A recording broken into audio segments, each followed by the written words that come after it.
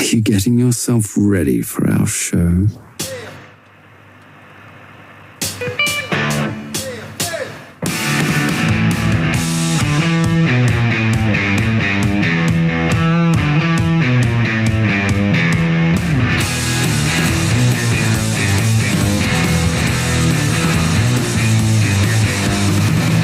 Alrighty, guys. Bobby Roast Beef here with another episode of Jigs and Bigs. We got a great one this week, guys.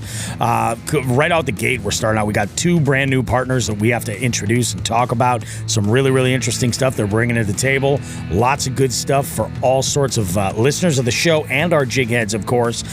This week, we are talking about Veterans Inc. We're talking about Veterans Inc. because they are the benefactor of our 200th episode celebration that's coming up in January. So we got a little bit of details about that. We're going to learn a little bit about the organization, what they do, and trust me, you're going to want all that info. And just a tip this week, we're talking about fall fishing patterns, specifically for those bodies of water where you don't have any shad.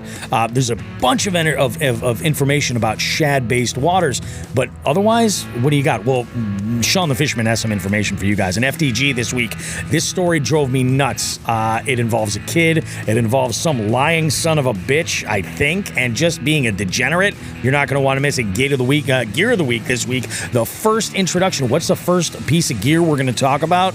Well, Shawn the Fisherman knows, and he's been chomping at the bit to talk about it. You're not going to want to miss it. In this week's Beef Seat, we have news for you about a collaboration happening between Jonathan Kelley and Steve Martin's Custom Baits. Now, they've put together an amazing spinnerbait collaboration called the Knee Knocker. I've got details, bit by bit, all the components, everything you could want to know. That's coming up in our third segment, guys. We will see you in a bit. Don't go too far. We got much more show coming up after this.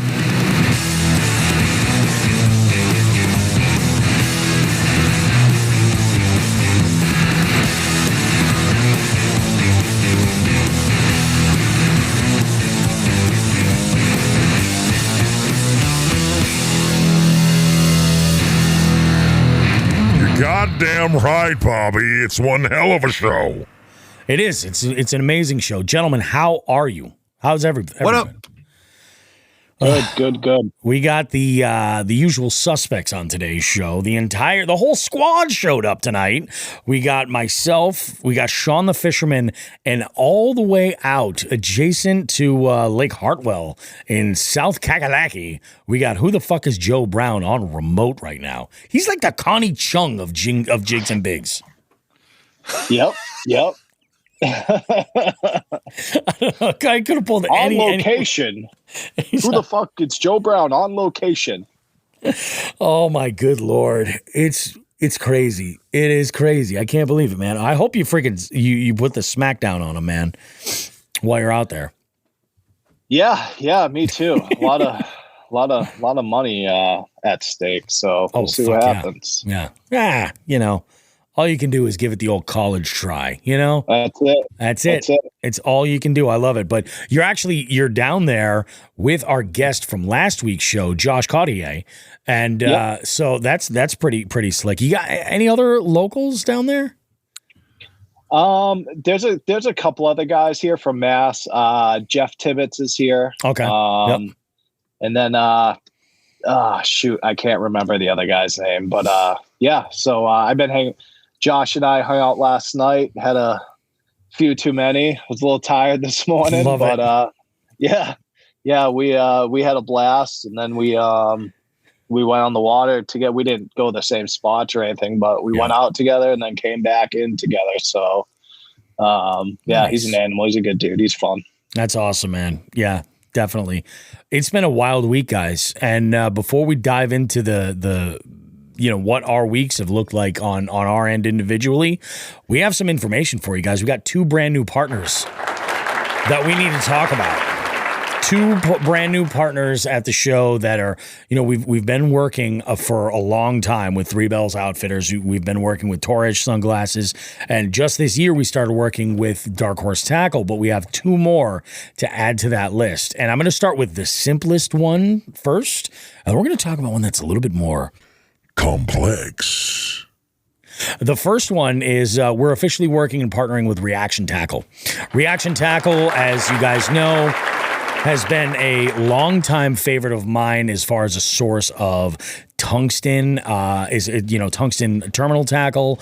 They've got a wide variety of products there. They're really, really great. They hold up real well, and you really get good value for your money. Like you really, really do. I think it's probably some of the best you can do with tungsten for the most part. But they're not just limited to terminal tackle and tungsten. That may be how I discovered them, but they've also got accessories. So if you want to, sort your plastics and wallets, they've got a brand new backpack they just came out with. They've got waterproof tackle trays in 3600, 3700 sizes. They've got, you name it. They've got their own brand of their own type of pliers. They've got, what else? Fishing line of every which possible stripe you could want. Monofilament, fluorocarbon, braid, and different copolymers. Like, they're really, really, really got a ton of selection for you guys and amazing value that you're not going to want to miss. So, glad to have Reaction Tackle on. And for those of you wondering, so what does this mean for the partnership? What is this? What are we doing here? Well, we have a little bit of an affiliate link that we're going to be putting in the description, the caption of every single podcast. So all of your information over there for all of our partners, but certainly Reaction Tackle, you can go ahead and click on that link, and we'll get you all set up. You'll be good to go, and it's that easy now. The more complex one is this, and how could this be more complex? It makes perfect sense that we bring A-Bay Lures on as a partner to the show. Bobby, what exactly is complex about that? Well, a couple of things. First off, we have an amazing discount code that, again, is listed in those options for you in the show caption, where you can save some cash on some amazing custom painted baits. And when I say amazing, that's not just me throwing additional seasoning words in there. These are some of the best of custom painted baits I've ever come across. They're absolutely amazing, and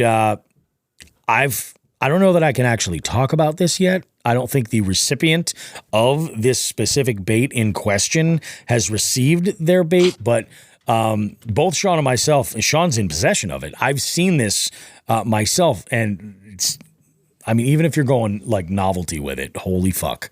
That's all I'm saying. A-Bay delivers. But even more than that, what else is it that A-Bay is bringing to the table?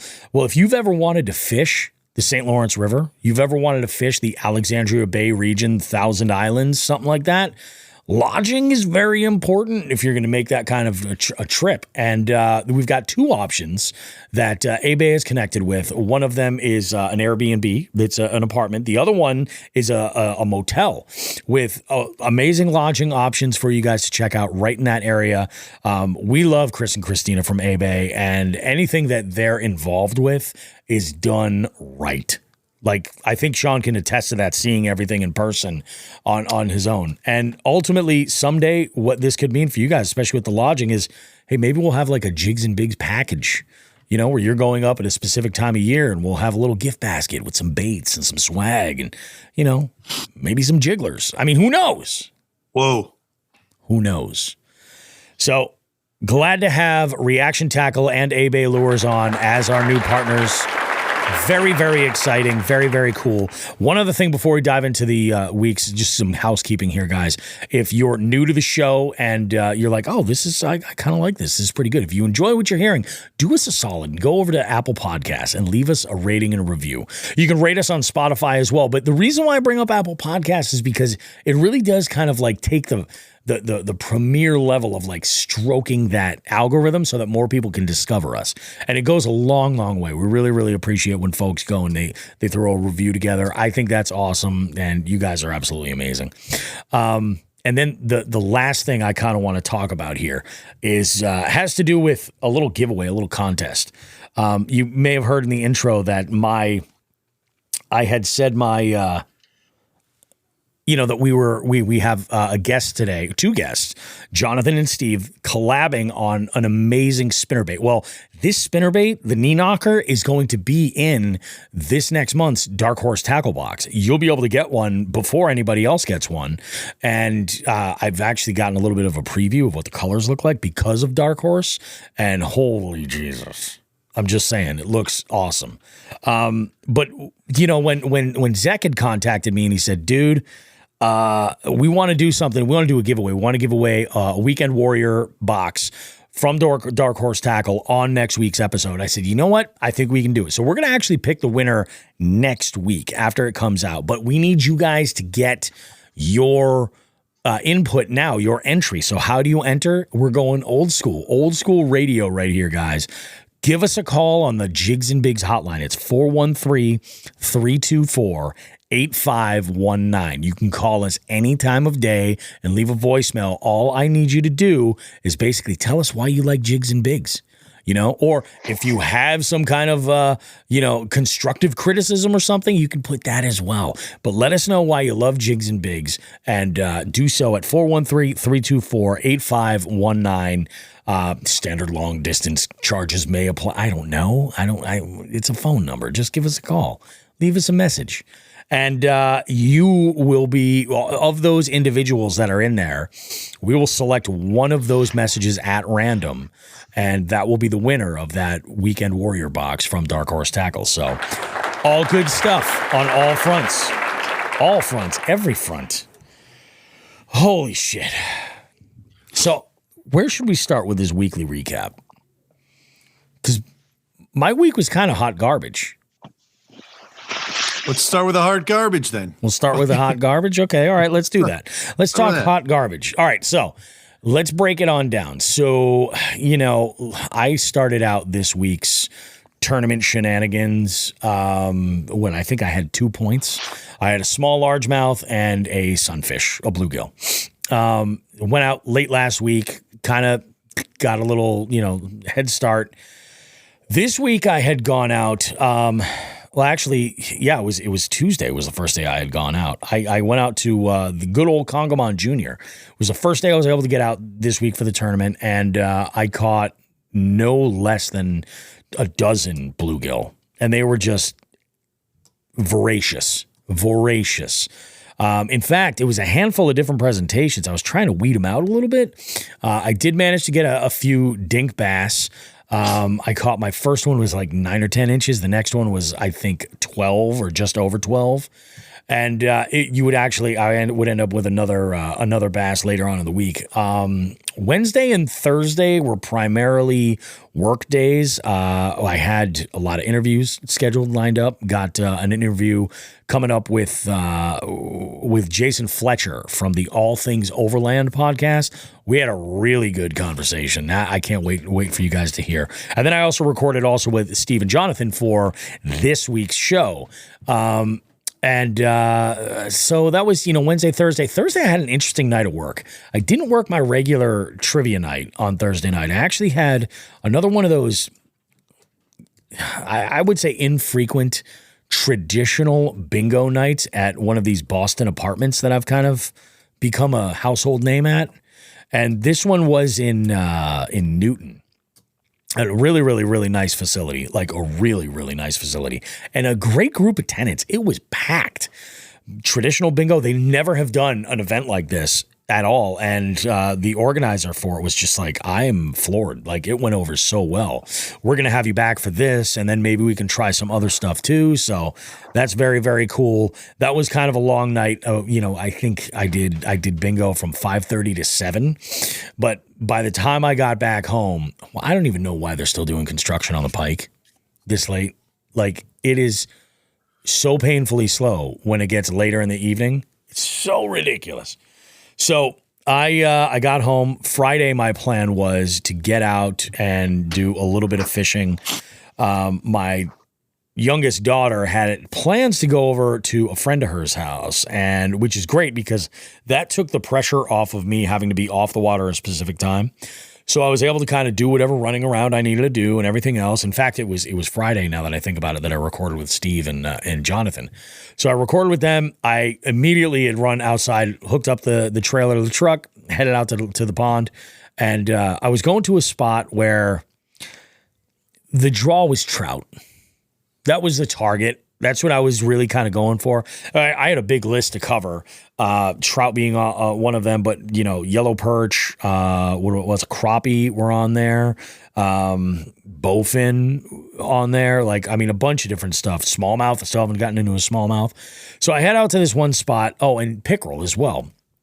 Not even thinking about pickerel over here. And I headed out to this one spot where I haven't caught a pickerel there in years. Just recently, I think 2 weeks ago, I was fishing there with Chrissy Fishing, and she hooked into a good sized pickerel too. I'd say probably 18 inches or better over there. And of any of the pickerel I've ever caught there, they've been good size. They have been very, very good size. I hooked into a 20-inch plus pickerel, and which nice. I was stoked. Was basically just trying to beat the rain, is really my plan. I got out there before it started raining. I was trying to beat the rain before it got too bad, but just wanted to cover as much water as I could. I ended up down by the dam where the deepest water is, looking for trout after I had hooked into this pickerel. I got a couple other bites, but no real, nothing connected. And then I was even drop shotting in the deep stuff over there, and I was marking some fish, but it was just, I don't know. I think I really think that was just a fluke, that one pickerel. I just happened to be right place, right time. But man, I'll take it. That's an additional point. So now I'm up to 3 points. I will take that. Saturday was interesting. So Friday night I go and I do my job. I come home Saturday and I don't really have a whole lot going on. And I mentioned to my wife, I was like, hey, you know what? What do you say? You want to go out with a good-looking podcaster that, we'll try one of these new bars that we haven't been to recently, and more on that in just a moment. So I had this entire morning and afternoon wide open. I got some stuff done around the house. Actually, I was a little bit delayed in getting out to fish because the FedEx driver rolls up and drops off a bunch of camping equipment that I had just ordered. And I just ordered this stuff on Monday. So what had arrived at my house were these cots and not those cots, and a heavier winter sleeping bag that I wanted to pick up to basically keep me camping as much as I can through the winter. And what else came in there? Oh, the propane conversion for my stove, so I can switch between the white gas and propane as I want, real easy. So all those parts showed up. There is a tent that we ordered, and that sucker should be here next week. Once that happens, I'm going to book a trip. But my goal was to take my wife out into the wilderness. That's my goal. I want to give her the camping experience. You know what I'm saying? And I got these cots in here, and this is the moment of truth. I said, I should probably put these together. We'll see how they do.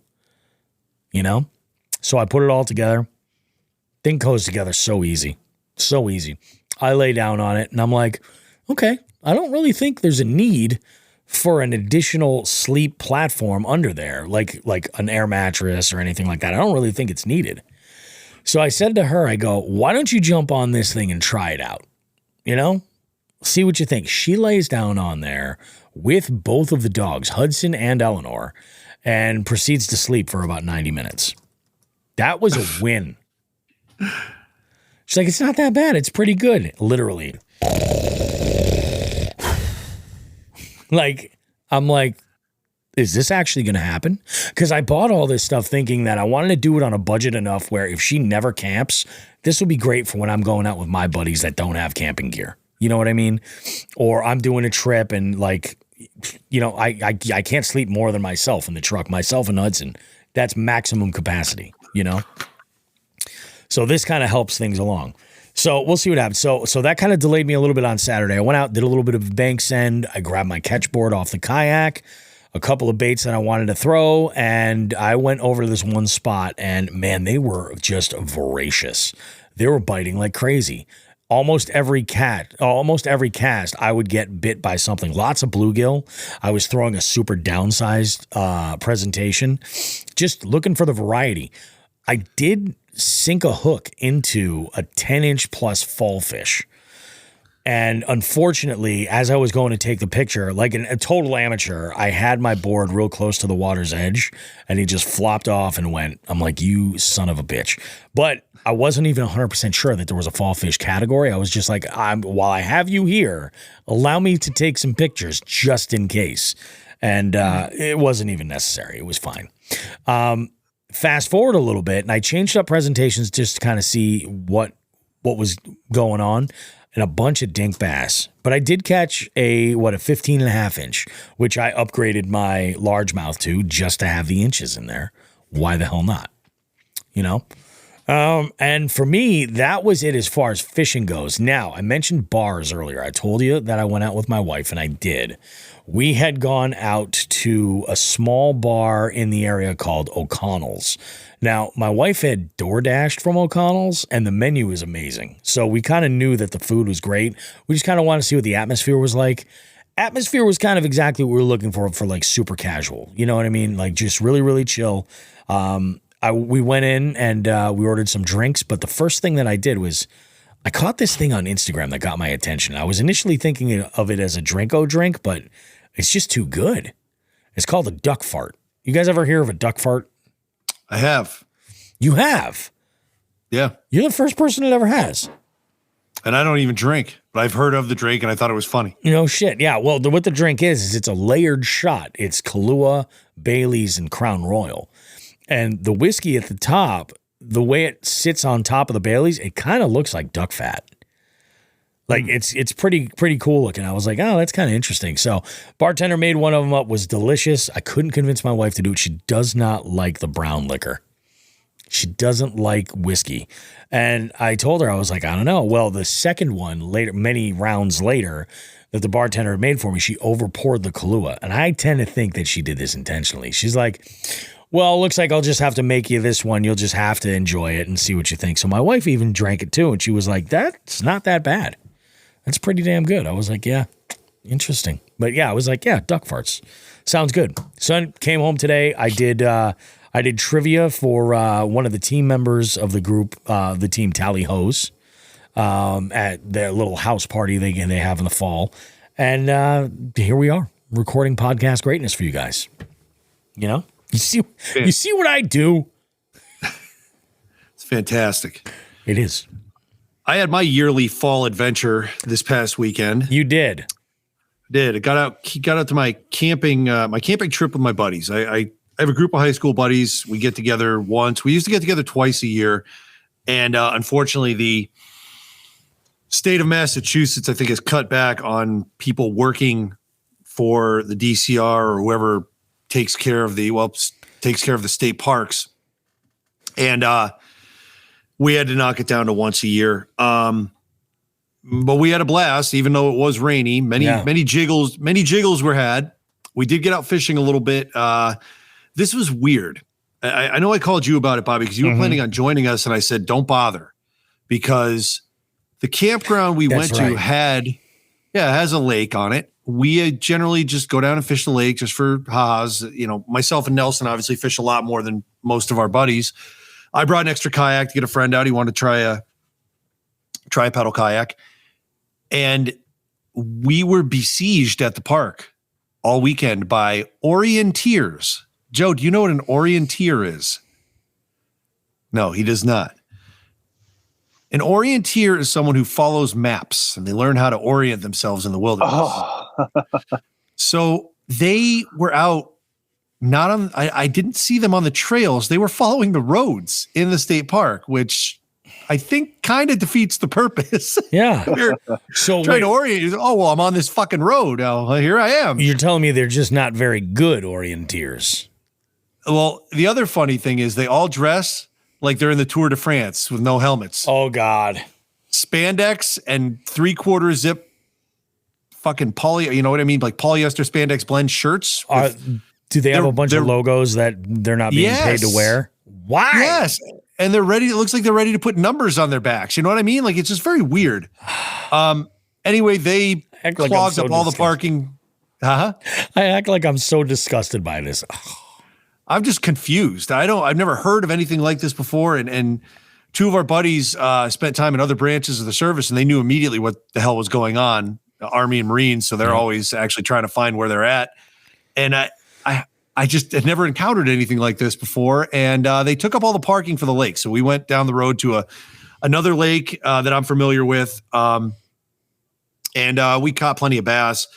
Most of them were under 15 inches. Nelson got two that were over. One of them was close to 6 pounds, if not bigger. Yeah, it was 21 and a quarter. Big fish. Nice. Great job to Nelson. He is just, he's been spot on lately, man. You get him out on water and he's catching big fish. Oh, yeah. Yeah, we had a blast. We did our camping. We ate a lot of good food.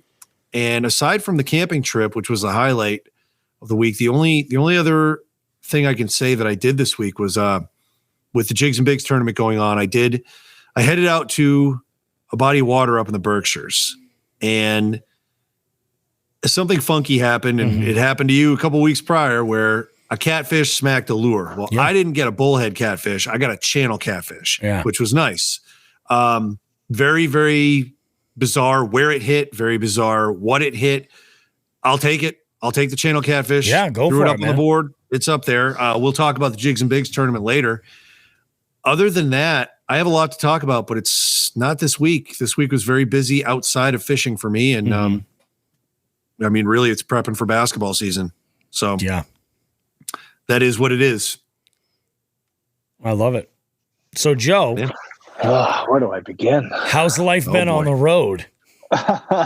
Yeah, so I'll back up to the beginning of the week. I brought out the boat once to basically test, just make sure everything on the boat was good to go before I drive it 1,000 miles. I tested out that right height turret for my live scope. Everything was good there. Actually ended up meeting up with Jay Manning. He was out there, so him and I were fishing a little bit, kind of put the boat side by side, shot the shit as we fish. Nice. But so that then I don't even remember what that might have been Monday. And then took after work each night was basically just packing, getting the gear together, making sure everything's in the boat, good to go. Yep. And then what's today? So and then Friday at about 11, I hit the road for here. That's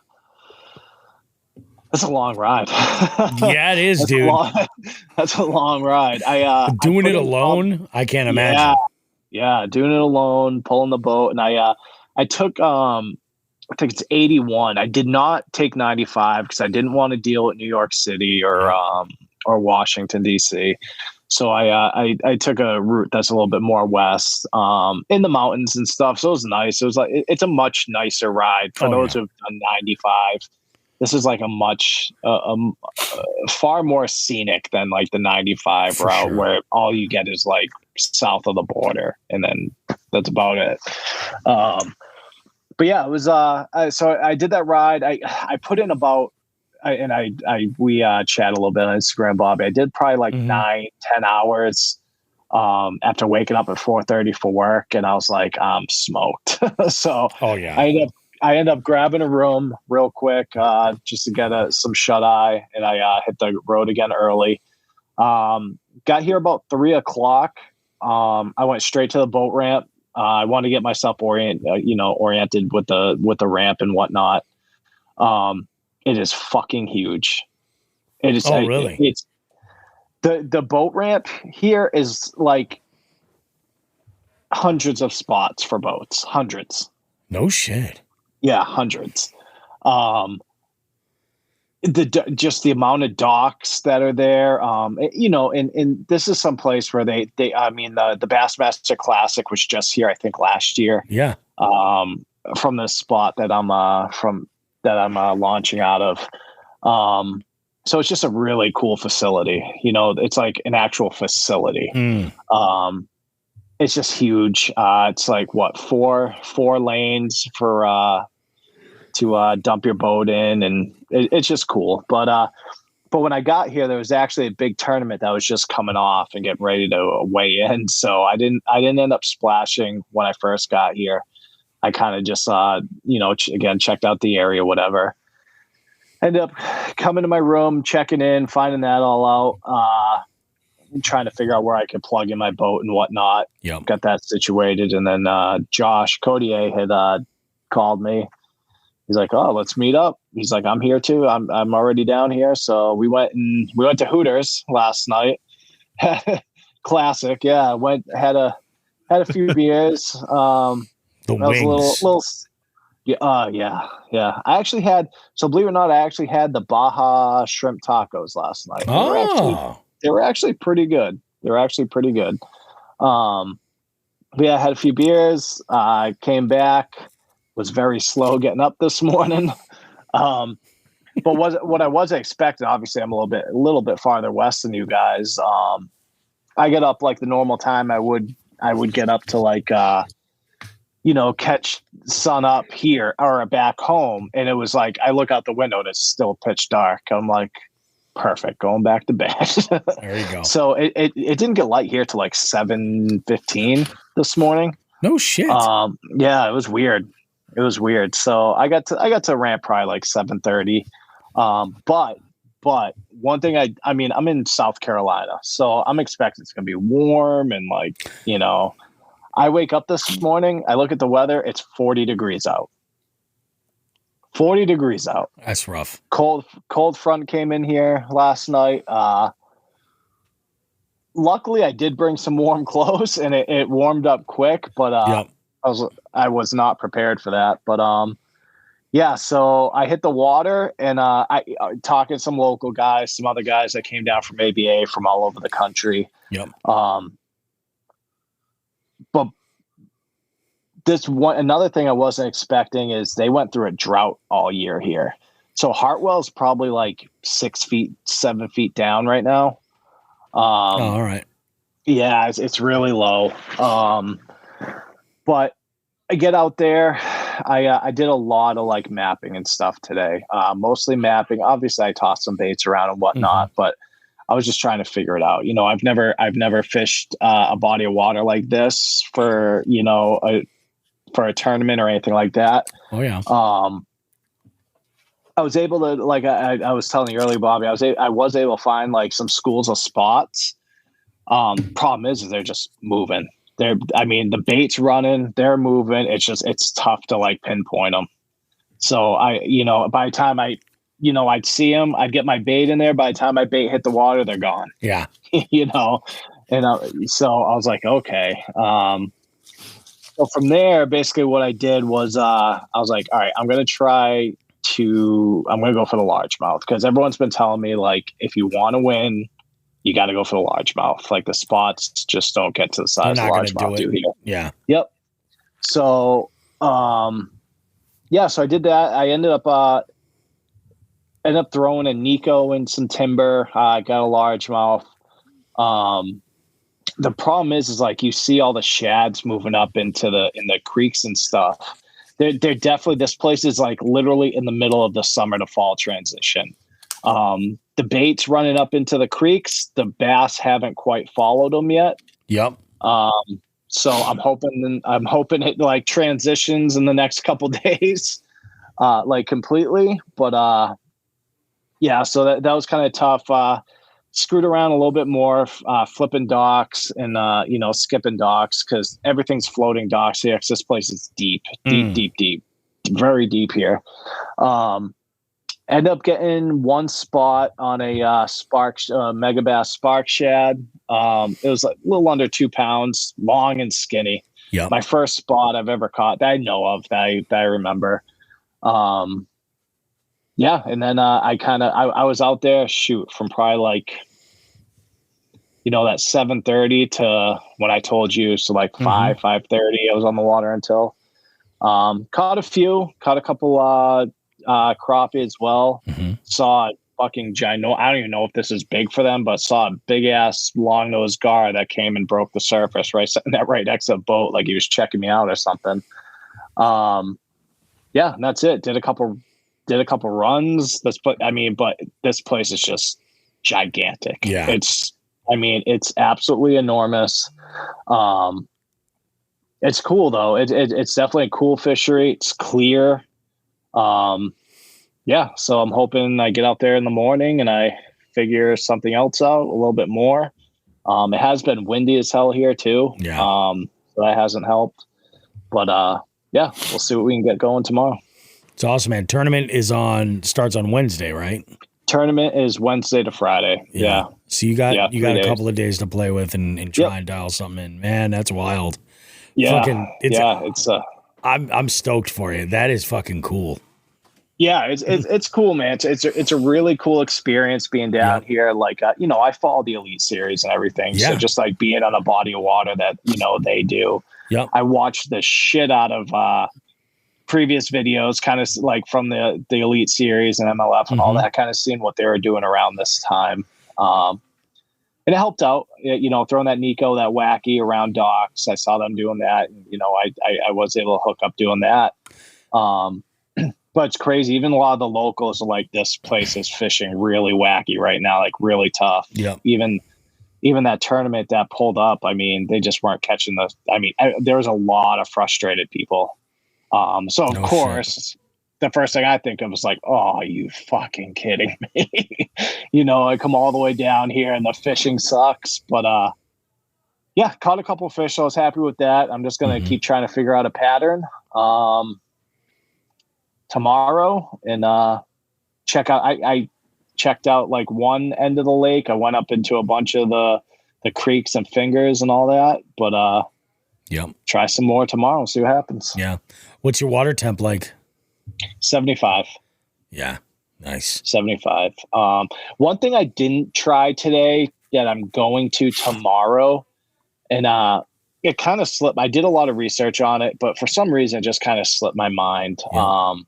But if I do see some schooled up spots, they will shoot right up to top water, like buzz baits and stuff like that. Yeah. Like no matter how deep they are, they will shoot right up there for them. So I'm going to give that a shot. I think tomorrow I'll throw a buzz bait around if I see a school, but yeah, that's it, man. And actually funny story. Here we go. Here's a funny story about the whole thing. So I'm all pumped. I drop my boat in, hook it up to the dock. The parking area. So this is like pretty mountainous terrain, like hilly and whatnot. And the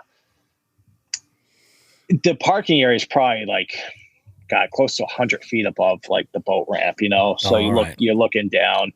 So I'm walking back down. It's a steep path, walking back down that path to where I parked the boat, and I look and my boat's floating away. Oh no, dude. Oh. Yeah. The dock. I kind of half-assed hooked up the dock sticks, and I thought they were good. They didn't hook up as good as they should have. And like, I was kind of rushing to, I was excited. And so I'm like, I got my coffee in one hand, my water in the other. And I'm just like, are you fucking, so now I'm running down the hill. Steep ass little fucking trail. I was like, I can't believe I just fucking did this. And luckily there's, a million, quite a few boats down there. So I go to the first boat I see. I was like, can you just bring me over to my boat? And they're like, oh yeah. They're like, it happens to everybody. And so I, a nice green skeeter. Yeah. Fucking Yankees. That's what they said. Oh my God, dude. I know. It's like, they're like that too. They're like, they're like, oh, where are you from? Like, oh, Massachusetts. And they're like, holy shit. Like, wow, that's a long drive. I was like, yeah, sure as shit is. But yeah, I'm pumped. I'm excited, and I can't wait to get back out in the morning. That's gonna be freaking awesome, man. Yeah, be a wild ass freaking. I am a little envious, man. That is the kind of experience and on a body of water I'd love to just be able to sink a week into and just like, okay, let's fucking play around here, see what we can figure out. That is awesome. And the right now the tally, I think registration is closed for the tournament, but looks like we're at 241 boats for the tournament. No kidding. Wow. Yeah, that's freaking big. That's a big ass tournament right there. Yeah, but the good thing is the non-boaters, there's only 10. So all right. It's pretty good. Pretty good chances I won't get one. Because there's nothing worse. I mean, I try to be nice, but there's nothing worse than having someone you don't know on the back of your boat that you never fished with before, and that's the only part of this I don't like. Yeah, but, yeah. Only 10 non-boaters. No shit. That Only is 10. freaking bananas, dude. That is wild. Well, fuck, man. That sounds unbelievable. I am I'm getting messages as we're going here. Steve from Martin's Custom Baits sending me messages.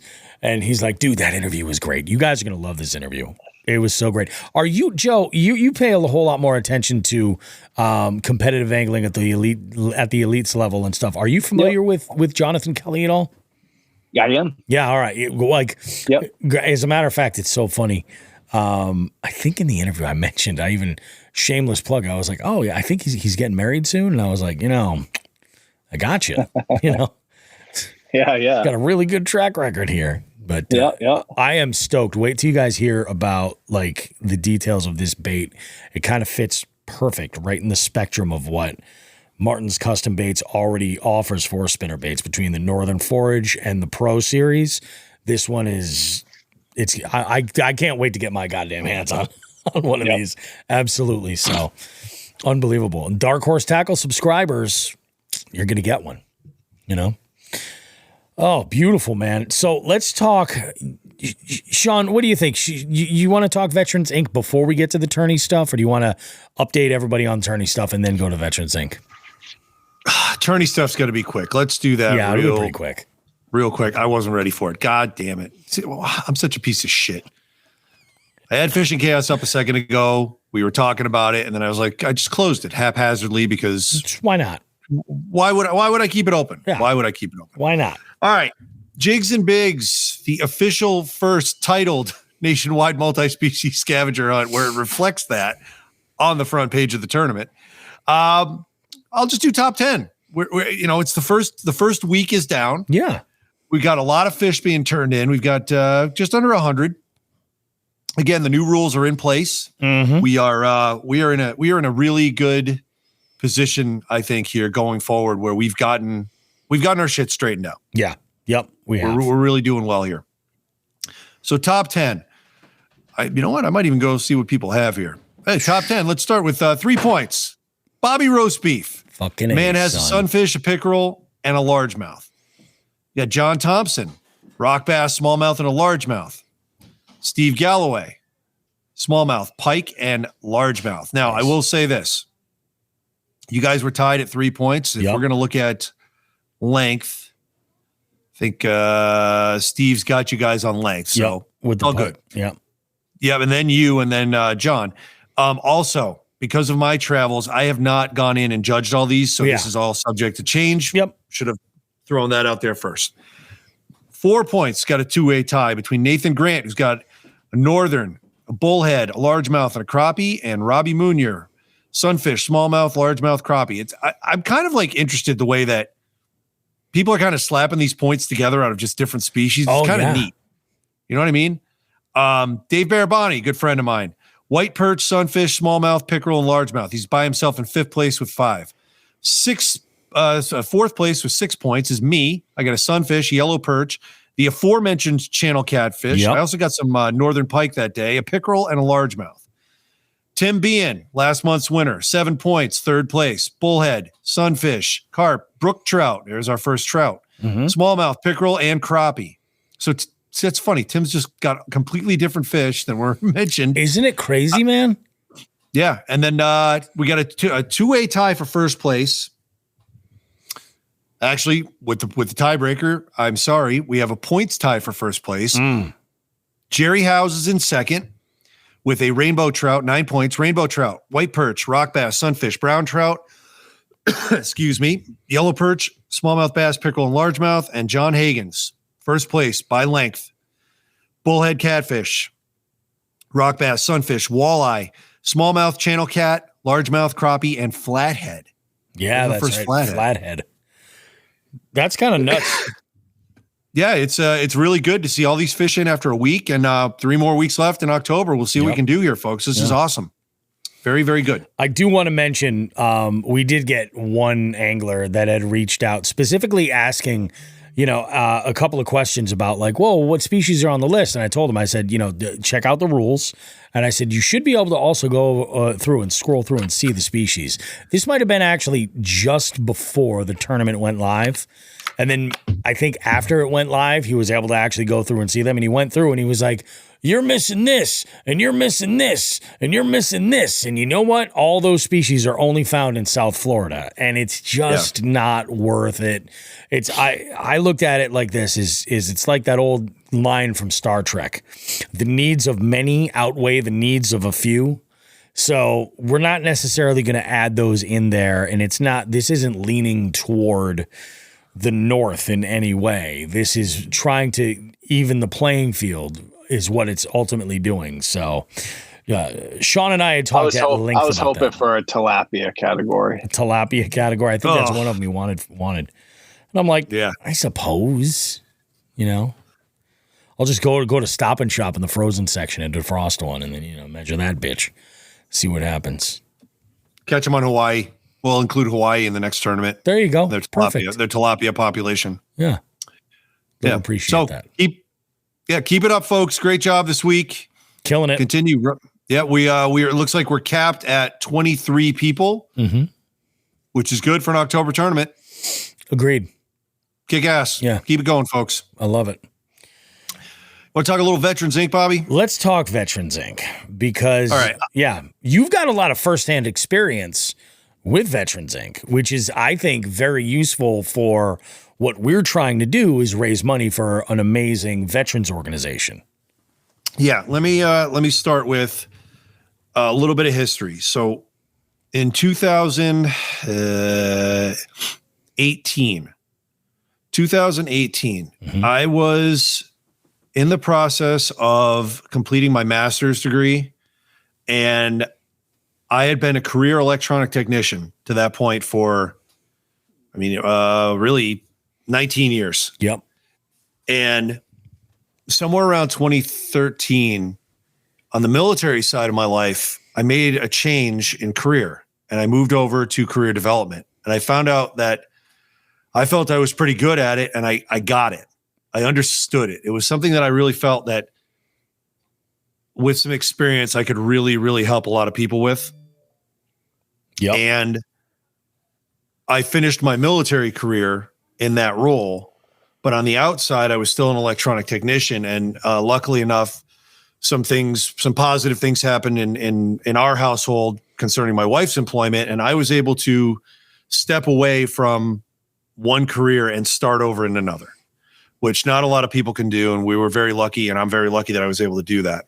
So I left a federal job to work for a nonprofit, which was Veterans Inc.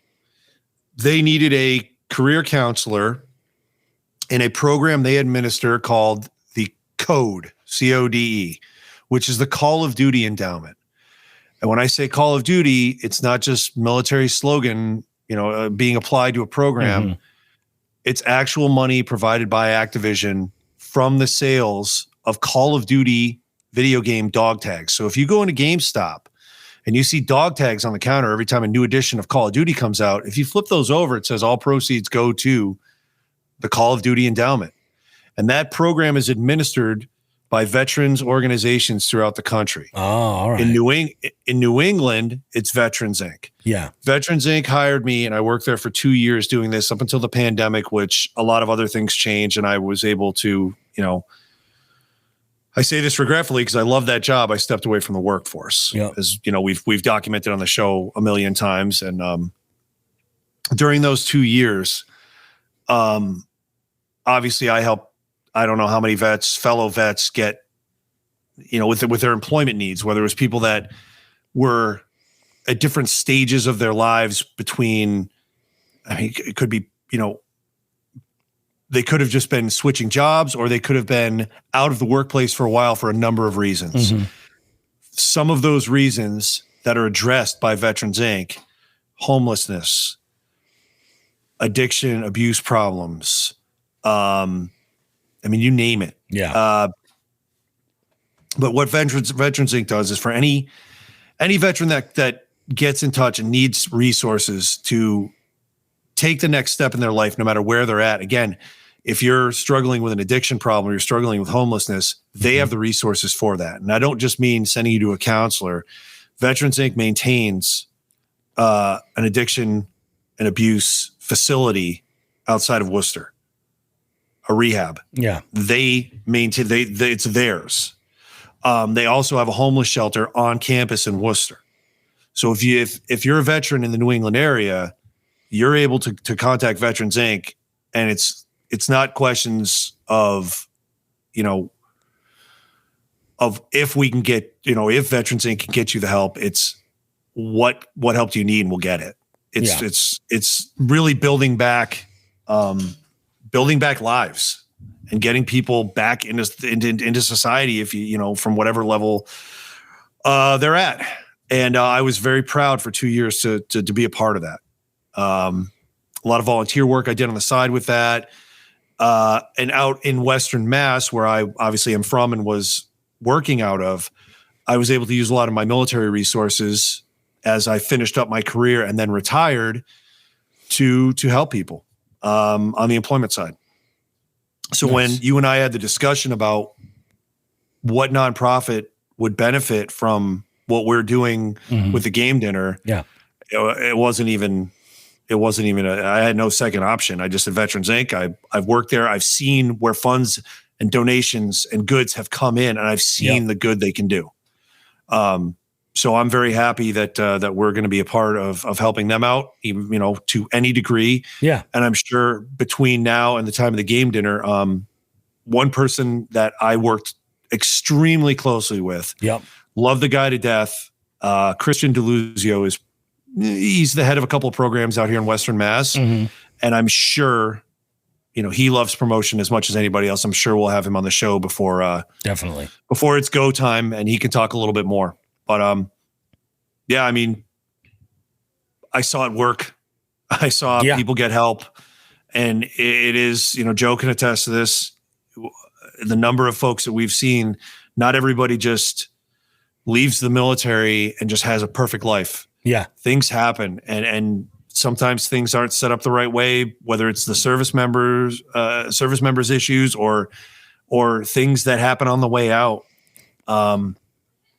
And Veterans Inc. is there to help those things out.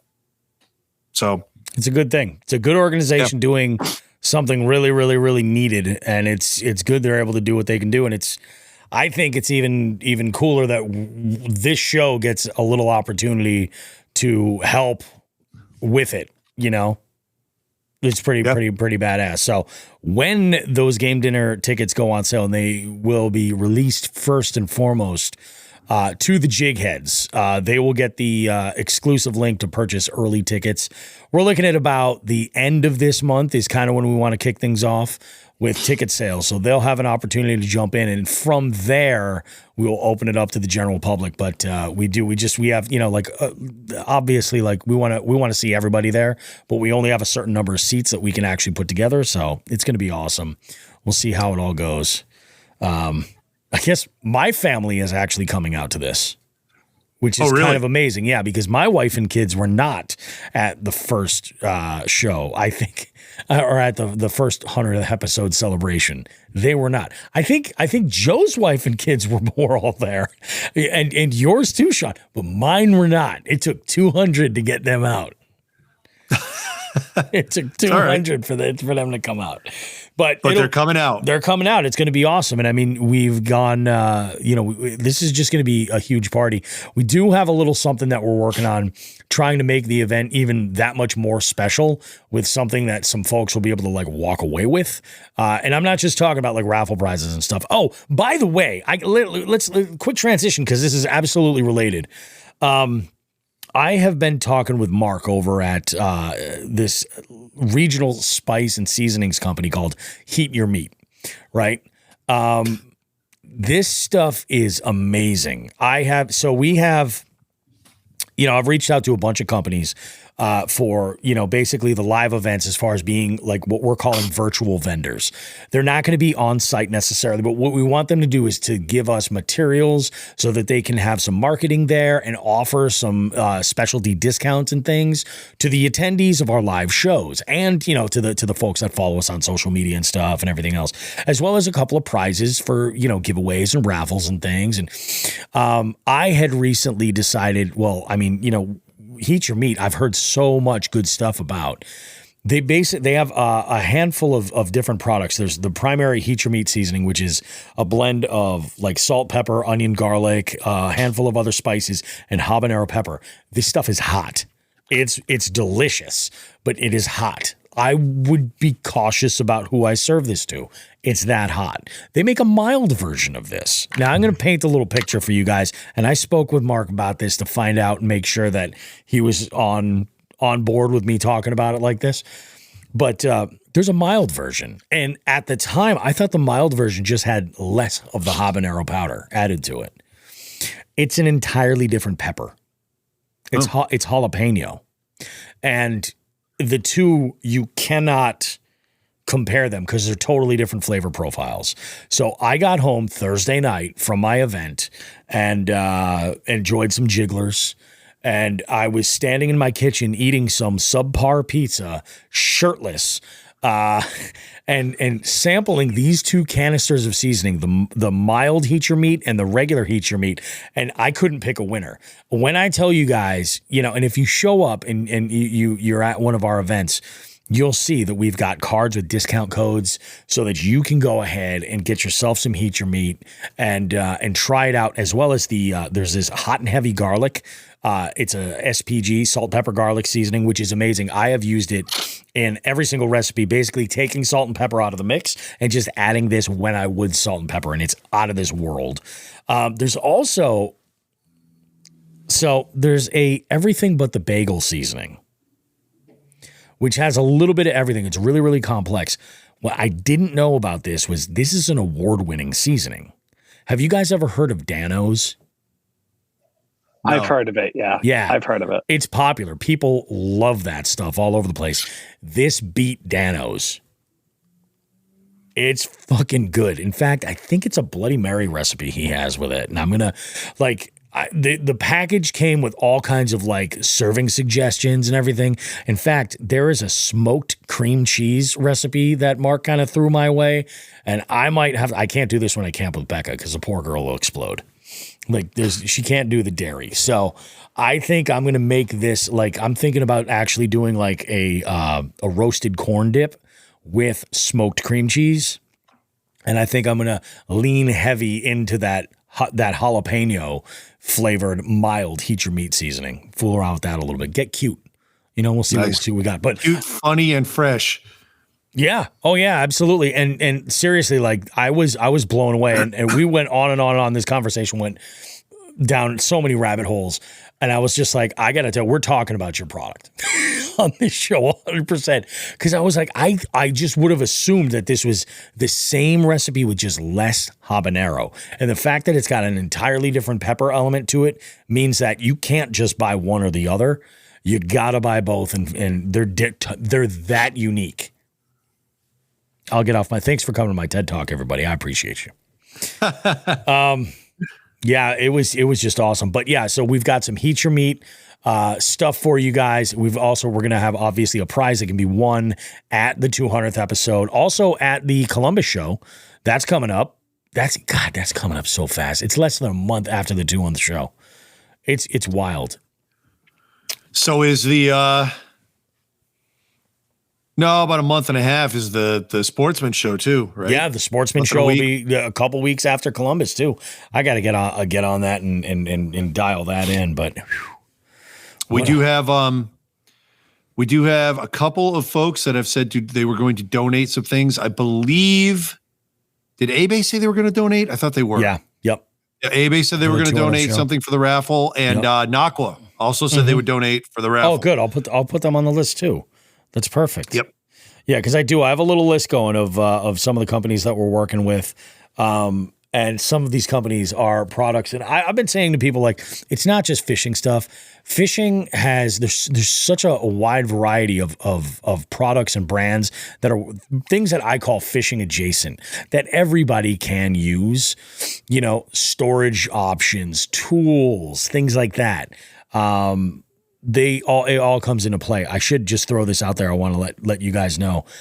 You should 100% be calling that number right now for your entry into our little giveaway of that Weekend Warrior box from Dark Horse Tackle. I would highly, highly, highly recommend everybody call 413-324-8519 because we already have like half a dozen messages that have already come through since I put it up on Instagram and mentioned it during this recording. So go ahead, and we're going to be choosing a random winner for this prize. Go ahead and call us 413-324-8519. You can get your Dark Horse Tackle Weekend Warrior box that's going to include the Knee Knocker from Martin's Custom Baits, and you're not going to want to miss that. That's a collaboration with Jonathan Kelley, so pretty freaking cool. Look at us.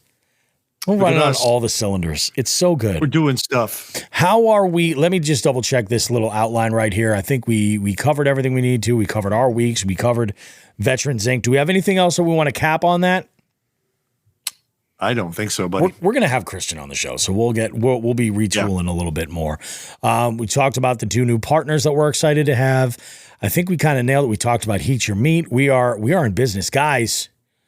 I don't know if you've noticed this, but there's a little bit of a chill in the air. You know, dare I say it's almost fucking flannel season? I've been wearing hoodies nonstop. It's colder here than it is where you guys are. I know today. it's ridiculous. Patrick Martin puts in here. He says, I got up to fish with Matt this morning and it was 51. It was 50 degrees when I woke up. I thought it was going to be a good 4 to 5 degrees cooler. Yeah.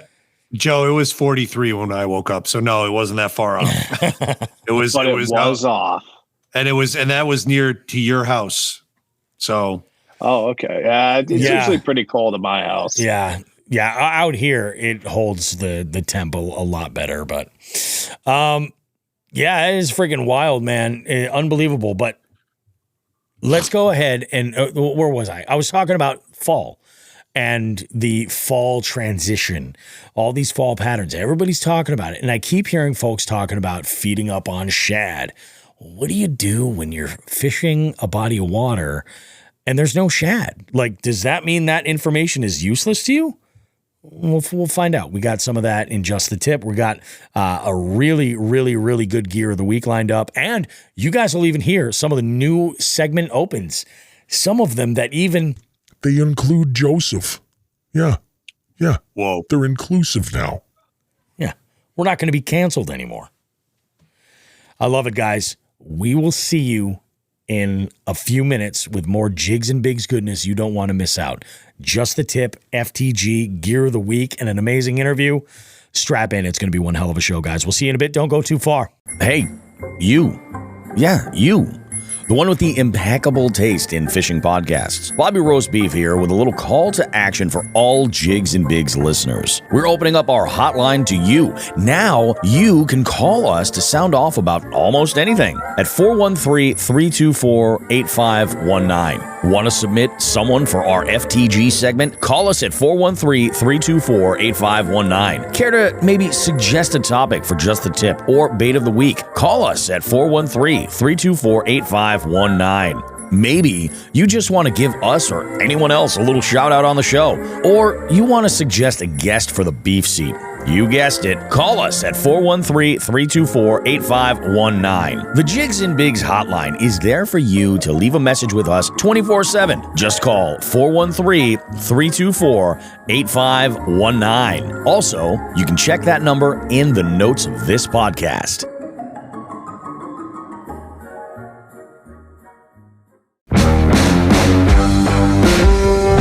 Jigs and Bigs wants to take a moment to say thank you to our partners for helping us continue to push the limits of our fishing adventures and bring you amazing long-form content. We're excited to offer Jigs and Bigs listeners a 15% off savings on your first installment of a month-to-month subscription to Dark Horse Tackle just by using the code JIGSandBigs15. Dark Horse Tackle provides a monthly supply of small batch craft and custom lures, allowing anglers to try some otherwise tough to discover baits. This is the stuff you're not going to find just anywhere. And Dark Horse Tackle does the hard part for you. They track down these small companies and then test the baits to determine if it's a good enough fit for the Dark Horse Tackle community. You can also build your own box with Dark Horse Tackle. Select your own baits in a BYOB and try it before you subscribe, or just pick up some past baits that you may have missed out on from previous boxes. Jigs and Bigs listeners can save 25% on a BYOB using the code JandB BYOB25. Subscribe now and build your own box at darkhorsetackle.com. For all your premium kayak needs, we partner with Three Bells Outfitters. Located along Smith Cove in Niantic, Connecticut, Three Bells is your go-to location for kayaks and accessories by Hobie, Native, Bonafide,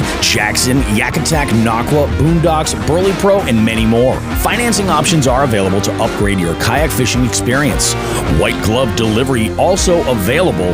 Visit threebellsoutfitters.com for more information, and do not forget to tell them that Jigs and Bigs sent you. Next, we need to thank Abe Lure. Abe Lure, a quality product at a quality price, painted by a fishing fanatic who just wants to see you catch fish. You can get your own custom painted lures with a 20% off savings using the code Jigs and Bigs at checkout. Visit abelure.com to order. But wait, there's more. Have you always wanted to fish the famed St. Lawrence River? Well, stay in Alexandria Bay at either the Bay House Apartment or the Ship Motel.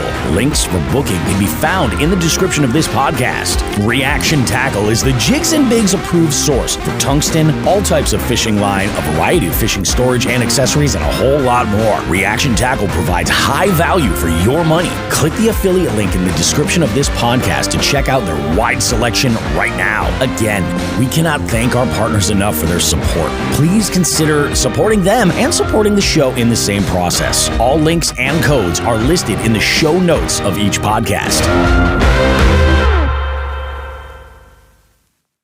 Bobby, Shawn, and Who the Fuck is Joe Brown now have a special presentation for us all.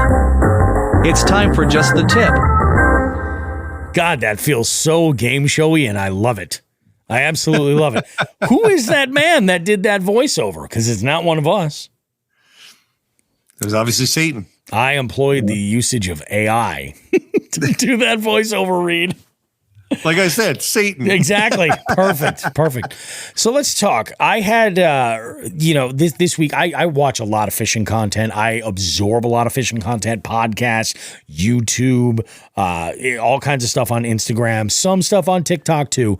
And, pretty much everybody's talking fall fishing transition, waters are turning over. What do we do? And you always hear about the shad patterns, and there's a lot of areas, or there's enough areas that don't have shad that can kind of get a little confused with that. So I talked to Shawn the fisherman about this, and he said, I could go on and on at length. And he brought up one particular type of forage that is often overlooked. I'm going to hand this over to Shawn so he can go over the details. Bobby, you asked me this question, and I had a one-word response. Mm-hmm. Perch. Yep. Yellow perch. Yellow perch love cold water. They get active in the cold, both in the spring and the fall. They're active year round. Just case in point, the past month, I've been targeting perch 3 to 4 inch juvenile perch. They're everywhere in the Northeast right now. Everywhere. Huge schools of them. And that's at a body of water that I know has, oh damn it. What does it have in there? It's a great bait fish. The word mullet's coming to mind, but I know it's not a fucking mullet. Smelt, rainbow smelt. Oh, yeah. And all the predatory fish that I've been targeting have pretty much been ignoring the smelt from what I could tell, and they're pounding these perch. All right. Perch. Right when the bass start warming up in the spring and they start behaving like it's spring again, the first vulnerable fish that's trying to breed right in front of them are yellow perch. Yeah. By this time of year, those babies are now 3 to 4 inches, and it's a smorg. So up in the Northeast here and then across the north, everything eats perch. Everything. Yeah. If you have a lake with perch in it, or even if you don't, I know there's been bodies of water where I've gone and just thrown a perch pattern, and that maybe falls under they never seen it before, there's a certain MO. level of that. Yeah. But perch. I used to joke about this. I used to joke that smallmouth, I think, are genetically programmed from birth to destroy perch. Not even eat them, just destroy them. I think they hate. You think they're from Skylab and they're actually Terminators? I think they hate perch. Personally, that's just my opinion. We can't prove or disprove that. I think smallmouth hate perch. Everything eats perch. Chain pickerel, pike, muskies, freaking, you name it. Absolutely everything eats perch. Largemouth, smallmouth. Yep. So if you're up in the Northeast and you don't have shad in your body of water, throw something that looks like a perch. That's all I can tell you. Yeah. Watch what happens. Yep. I will say this. I've said a lot over the years that I carry really 3 patterns in my box. Every type of lure I have in 3 patterns. And it's a dark, one of them is a dark perch pattern. Dark. So the back is black. Yep. And you get a nice orange out of it, almost to the point of where the orange, the yellow, and the green, well, not so much the green, but the orange and the yellow can almost be confused with a fire tiger. They're so bright. Gotcha. And then the contrast is there. So if you're in the Northeast, you're in the North, throw a perch pattern with everything. Yeah. Everything. You can find them in plastics now. Oh, 100% you can. Yeah. Yep. And even if you can't find an exact match, look at what a perch is. Stop looking at the label that says bluegill or banana swirl or whatever. If it looks like a perch, if it has those colors, buy it and throw it and see what happens. There's your tip for the week. Well, there you fucking go. Now, I'm just going to ask before I play this next intro, Shawn, are you prepared with the article that we can lean on for the details? I bookmarked it. I am so angry about this. Yeah, let's go. I was pissed. Here we go. Fuck that guy. Fuck that guy. Fuck that guy. I'm going to read an excerpt from the latest edition of Massachusetts Wildlife. If you live in Massachusetts and you're connected to the outdoors, highly recommend subscription isn't that expensive. It's it's provided, I believe, by the DCR. Yep, no, pardon me, Massachusetts Division of Fisheries and Wildlife. Mm-hmm. I want to say it was like $10 or $15 a year to get a subscription. You get 4. I think it's quarterly. There's an article in this latest one about, before I screw the names up, a youth angler. Of course, I can't find his last name. That's fine. You know what? We're going to leave last names out of this. There you go. I'm going to go ahead and read this. The youth's name is Logan. His dad's name is Bill. His dad was having some major health problems, and they bonded together with fishing. Now it's reading time. Mm-hmm. The two returned to Laurel Lake later that fall, and it wasn't before Logan hooked into another big rainbow trout. He landed it and discovered it was larger than the first trout he had caught there. A guy who was also fishing that day asked if he could have the fish because a friend of his had diabetes and needed to eat fish but often could not afford to buy it. Logan generously handed him the trout, which he had initially planned to take home for dinner. That night, through a friend, Bill, Logan's father, learned that the guy posted a picture of himself on social media with Logan's trout saying he had caught the fish himself and that it was a pinfish. This is how they learned, Logan and Bill, this is how they learned about the awards programs in Massachusetts. Mm-hmm. Through the back door of some fucking asshole. Yep. Now, we don't know if he has a diabetic friend who can't afford trout. I can't disprove of that. Yeah, he might. But to take it and say he caught that fish on social media, yep, that is the epitome. That's why we have this segment. Yeah. Yeah. I don't know who that dude is. His name's not mentioned in here, but fuck him. That's bullshit. Yep. Fucking taking a kid's fish and then saying you caught it. What a fucking loser. And then being that stupid and brazen to put it on social media as if it's completely impossible that somebody might know somebody and that might get back to the original people. Like what the fuck are they going to do about it, right? I get it. He probably doesn't give a shit. But still, it's like, what the fuck? If he applies for that, if he applies for that pin, I really think the first thing Logan and Bill need to do is just write the Department of the DCR and let them know and say like, oh, hey, heads up. This is what happened with this fish. You shouldn't let that pass. Yeah. I think that was, I don't know if it was this year or not. Yeah. I think it's past tense with that, but I did find it. It's Bill and Logan Middlebrook, and Logan is this year's, the 2022 Catch and Keep Youth Angler of the Year. He got a shit ton of pins. So congratulations, Logan. Great job. That's awesome.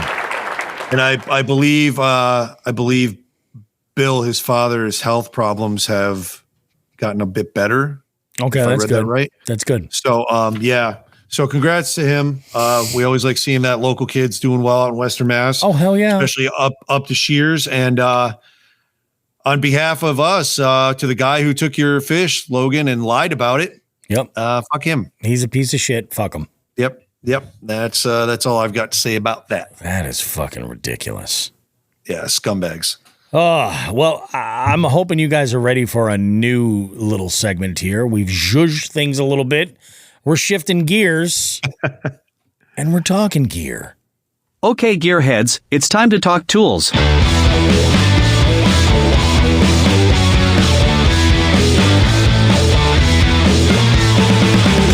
Jigs and Bigs Gear of the Week. I love it. I fucking love it. Gear You're of the very week. AI. Yeah. I like how we've enlisted LiveScope's cousin to do our fucking promos from now on. That's good shit. Well, I'm going to review something that Yep. really I've been waiting to get into my greedy little hands since probably 2016, Yeah. 2017, 2018, 20, whatever. And I, of course, have two of them now, and I've been tooling around in them and having a good time. The sad thing is they are discontinued. So this review,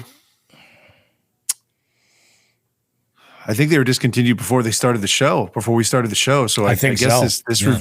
this review, if you can get a hold of one secondhand, guys and gals, It's get like one. in memoriam. Yeah. The Native Ultimate FX13 Propel kayak. It is a canoe kayak hybrid. Yep. In 2017 or 2018, I got an FX12, which is the non-propel version. So it's just a paddle kayak. And I loved pretty much everything about it. Then they came out with the propel version, and I saw, from what I could see, I said, this is going to be my next step, and this is going to be wonderful. Fast forward a few years, a lot of stuff's happened. I never got a hold of one until, as we know, this summer, I got a hold of a used one, and then I found a new one. Thanks to Bill Galekis on that one. Bill, appreciate it. Gave me a little tip there. Found that one, and Bill is now kicking himself because he didn't buy it, but here we are. I can't say enough good things about these kayaks. The storage. I did have to make one slight modification, which was very inexpensive. I think I mentioned on a show a couple weeks ago where I clipped that egg carton louver. Yeah, that's right. Words I've never uttered before buying these kayaks. Egg carton louver. I actually just put the second one in today. I just fabricated that, put it together, which helps out with the tackle situation. Other than that, these boots, I'm Canadian now. These boats are roomy. They are built from some quality material. They have pretty much every little nook and cranny you can ask for a kayak angler. Like case in point, underneath the front hatch, there's a small compartment that fits perfectly all the wiring and my Naqua battery, the big one, the 20 amp hour. So the other ones obviously fit.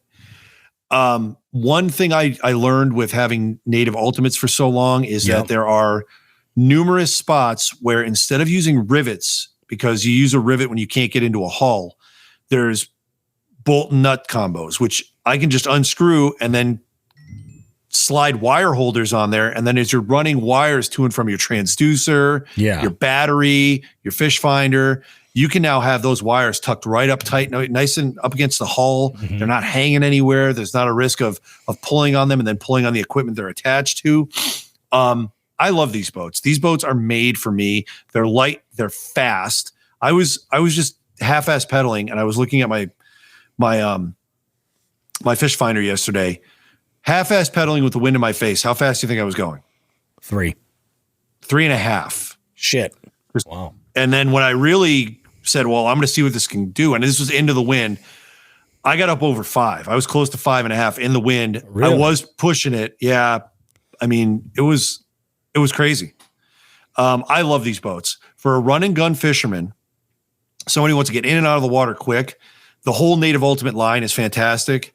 But if you're looking to also pedal, you're going to have to go digging for one of these things, which is unfortunate. But find a Native dealer near you. That's for the maintenance on the pedal drive. I don't think these hulls you ever need to do anything to. They are phenomenal. Yeah. Phenomenal. And this boat was produced between 16 and 19. Does that sound right to you, Bobby? Yeah. I think we talked about this 2016, 2019. And I can't say enough about them. Yeah. Like I have just absolutely fallen in love with the native hull, the native ultimate hull, and now being able to pedal. And really it's getting these two boats has kind of helped heal me up from all the bullshit this summer. Really. Yeah. Good. I am absolutely ecstatic to get into this boat every chance I get. And I don't know. Any questions on this? Help me out here. What didn't I blow? No, I think you covered it pretty well. I mean, I knew when you told me that you had tracked down the first one, I was like, oh yeah, that's his boat. Like that was ideally what you were looking for. And I remember even when we first formed our partnership with Three Bells, you would ask, you're like, what's the story with this? Are they just not what's happening? And then it was very much like all right, well, this is definitely the hull that I would like to be in, and it makes sense, but that's not going to work out. Let's experiment with something else. I think you found your groove, I did. And it's a good thing. I like the, I haven't tried them obviously or anything, but I'm curious with the way that the seat works, because it's a different animal than the stadium style seat that's in my Titan and even what was in your Slayer. How is the adjustability for the distance for the pedals? Because I would say that's the primary thing that I think a lot of people think of is like, oh, if I'm too tall or if I'm too short. Now, obviously, this is working for you. Would it work for a shorter person? Yeah, you can slide up pretty well. I have it jacked all the way back. Yeah. And if I'm wearing boots, it's a little more difficult for me to paddle. Yeah. Or for me to pedal, excuse me. I think anybody, well, we're going to find out tomorrow. My son's going to be in it. Yep. And we're going out shooting out to the Cape for Columbus Day. And he's got a couple of ponds he wants to hit. We got some max seafood to eat throughout the day, and we're going to have a blast. But I don't think height's going to be an issue. Yeah. Up until you get to be about my height. And then you go over 6'4", you might have a problem. Is this his first time being in a pedal kayak? In this one, yes. I think he's been in them before. Oh, all right. Okay. I can't remember what model, but I'm pretty sure he either tried one of my previous. I think he tried the Slayer, to be quite honest. Yeah. But no, this is his boat. He can use it for whatever he wants, awesome. and we're game on. Nice. So the storage, and again, I did have to fabricate that one piece, but all of my tackle is now within hand's reach underneath my seat, which a lot of boats can't do. This particular boat has a framework underneath the seat that just allows for a shit ton of storage. I love these boats. I love them. They're fucking awesome. While we're talking storage, I found something. I think it was actually a video that Jeff Little had done. And it was about a Yak Attack. It's like a stacking storage system where it basically mounts to your gear track, right? And there's a harness there that clips on. And then you have up to these 2 boxes that can fit right in there. The idea is that you can store, lures that you're cutting off, letting, dry out, or you're storing soft plastics. You want to keep some tools in there or something like that. You can take these off and change up their location relatively easily. But like, I don't know, it's something that I'm interested in. Maybe that's going to be a gear of the week, for next season. I've been toying around with throwing in some additional storage, and that might be the move for what I'm looking at doing. But for mine, awesome. One side on the outside of those legs that are going to the hull supporting the seat, on the outside, I put I have a small medical kit in a waterproof container, and I have a small, thing for my valuables so that they're right there. And then I have on the other side, I have a small tackle box that I basically cut. If I have plastics that I need to remove but don't want to throw out, I'll leave them in that one box. Yeah. So I have the side storage as well. It's an amazing boat. I really love the fact that these. Yeah. I was able to find too. I'm lucky. Yeah. Again, thanks, Bill, and sorry.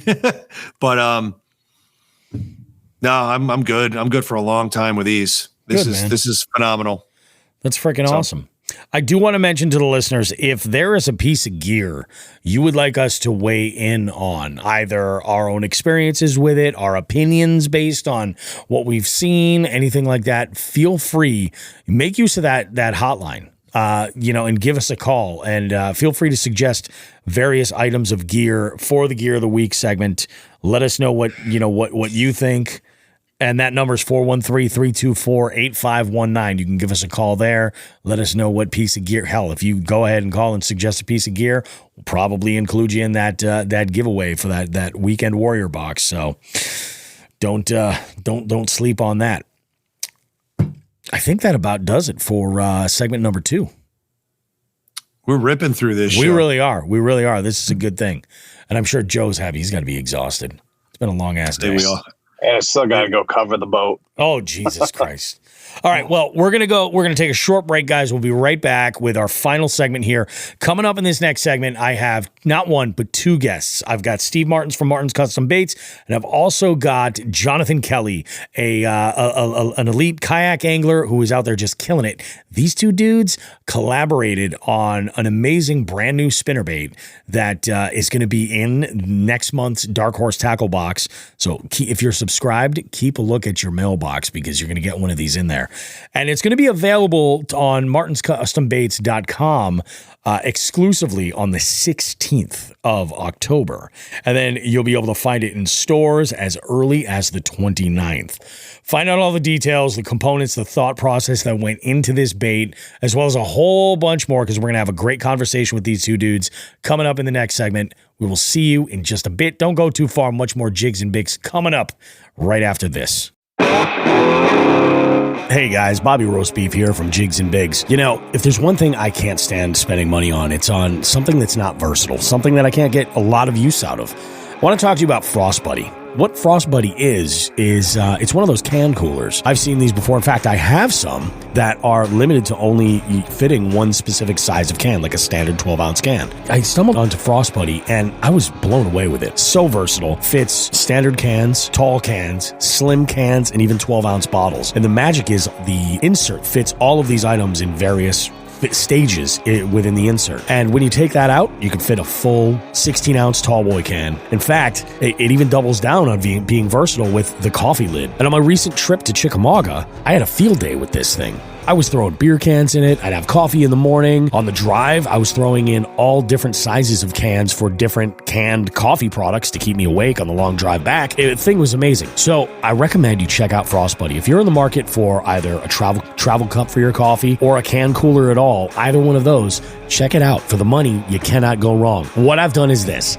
In the show notes for this podcast you're listening to right now, if you look there, you'll find a link to Frost Buddy where you can get yours. And not only can you go and get your Frost Buddy there, but you can help out the show as well. Go and visit that link in the show notes to this podcast. Check out a Frost Buddy. Tons of colors, tons of patterns, all kinds of great stuff. And it's a great spot to put your Jigs and Bigs sticker too. Take it from me, Bobby Roast Beef. You're going to get the most versatility out of this one product, probably out of anything you're ever going to buy, especially for anything that you're drinking. Frost Buddy. It works for me. I'm a happy guy.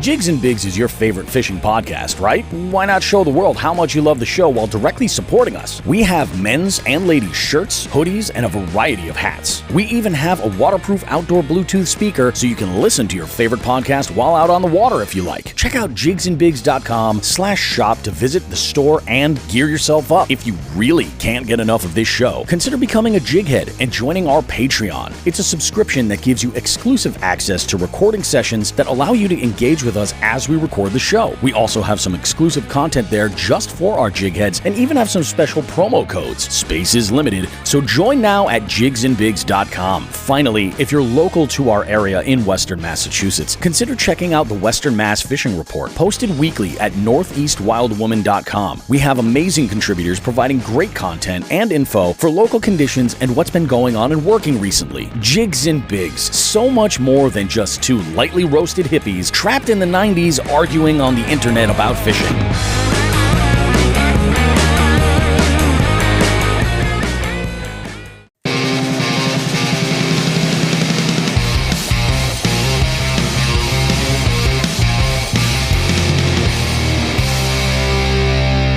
I'm telling you guys, I'm so psyched. It's this great time of year right now. We have a lot of folks here coming into the beef seat for these interviews. And this week, I don't have one guest, but I have two guests.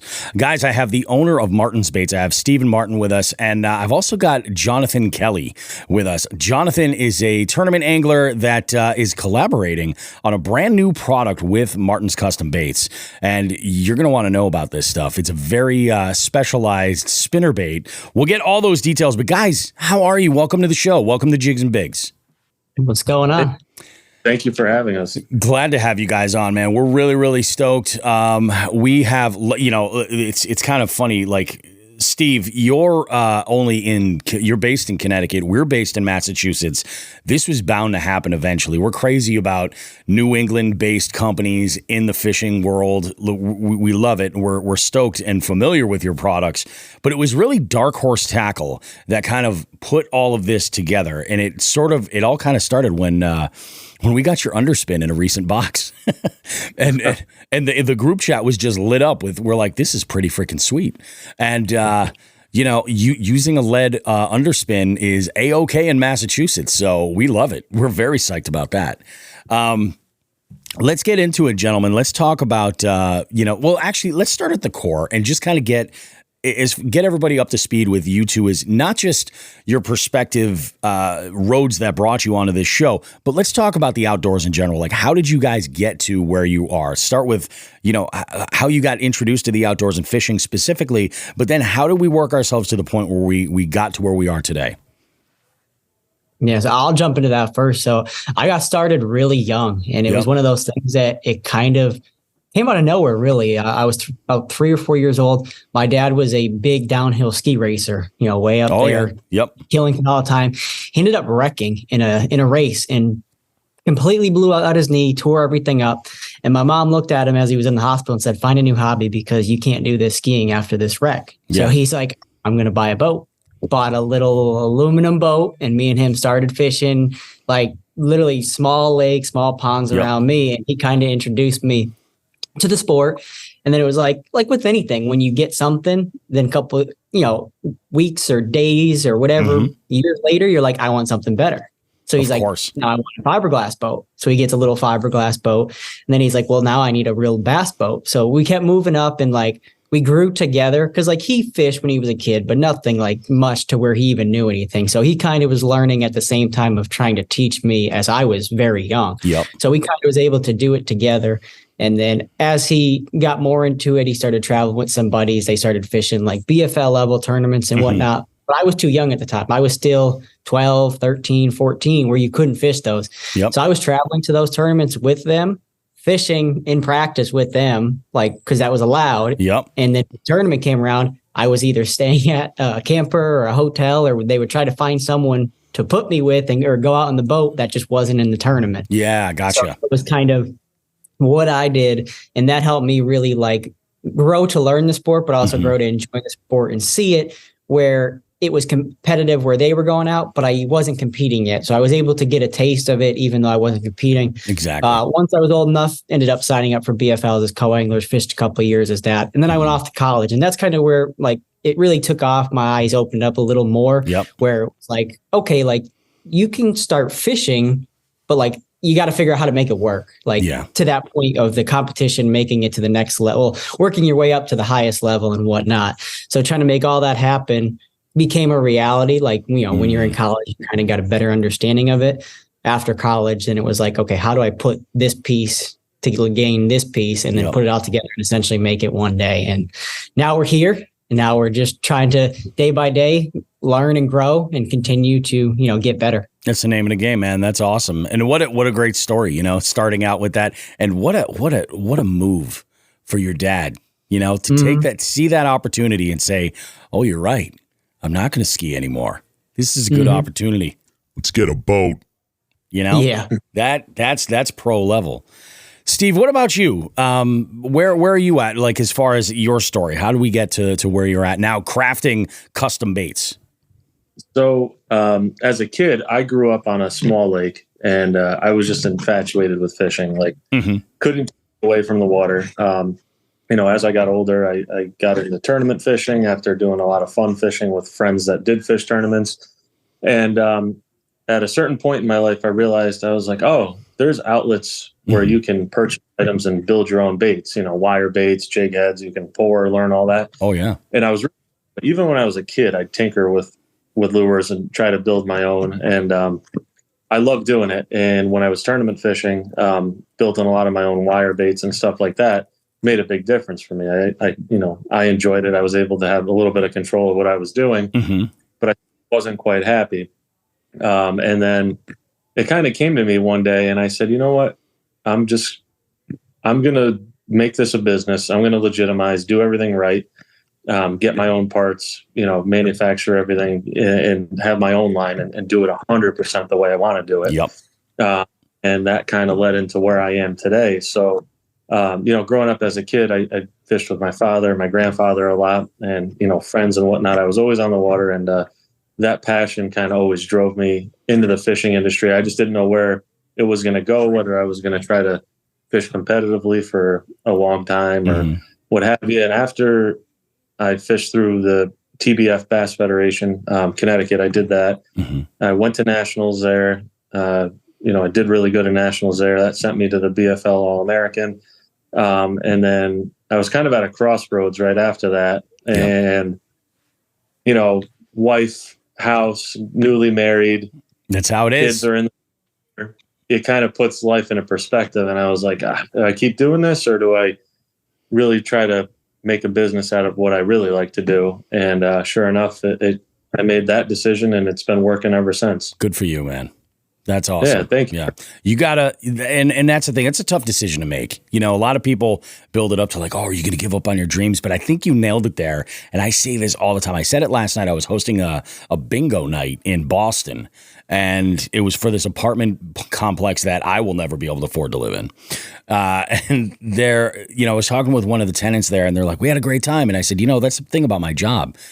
I love doing this. Like, I got to make money, and I have to make a living at it and support my family and everything else. But like, when you love what you do, you really don't work a day in your life. You work every waking hour, but it's like a labor of love. You know what I mean? It's like, and that, I think that's awesome. You turned what I think a lot of people would be like, oh, you're giving up on tournament fishing, but you turned it into something where you can kind of put your own mark, and it's your own little legacy, really.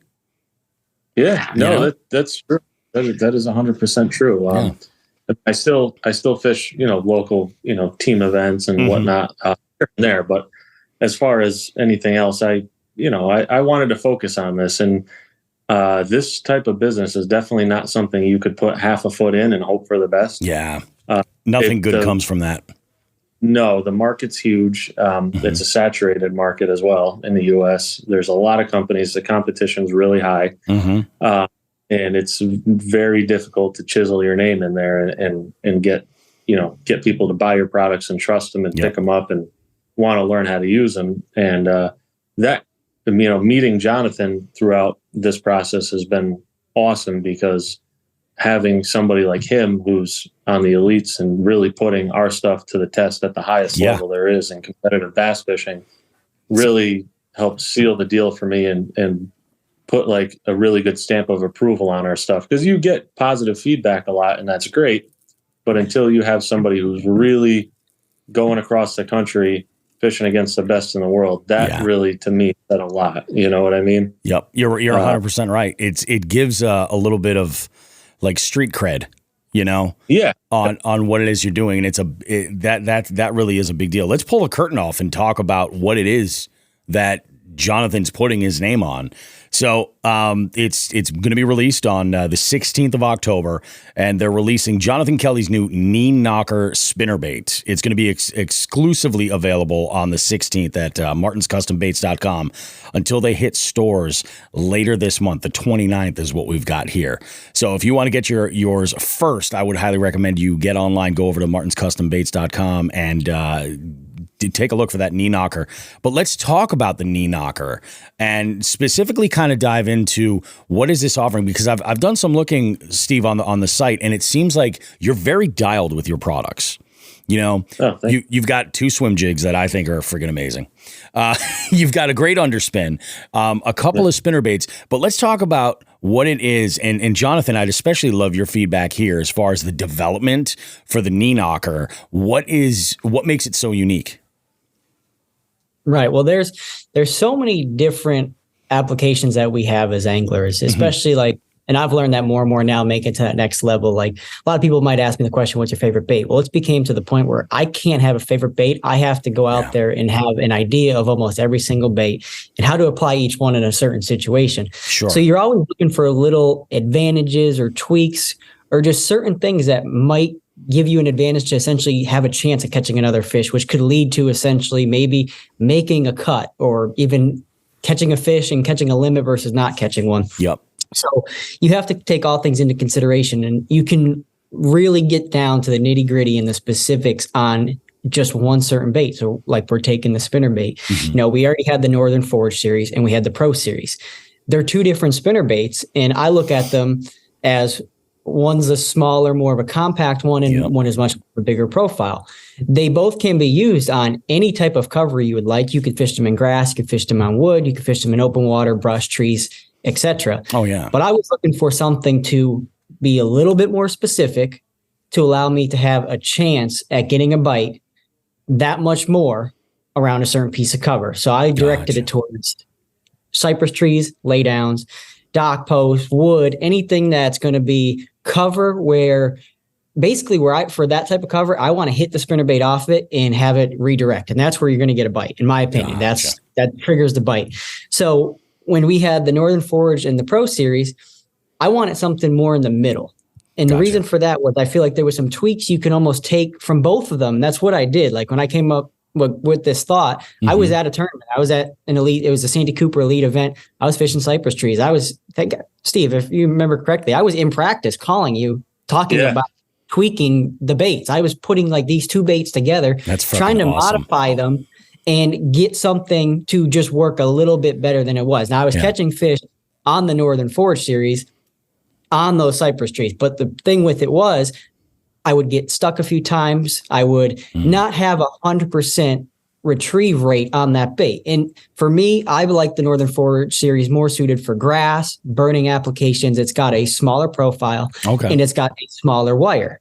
So I was looking at it as I need to find a bigger wire to overlap the hook point where when I would bring it by a cypress tree and it would hit it, it would actually deflect and keep going versus hit it and kind of hang up sometimes. And it wouldn't hang up a lot, but if it hung up twice out of 30 casts, that was 2 casts taking away from having a chance at getting a bite, especially if those were the 2 casts that I actually casted around a fish.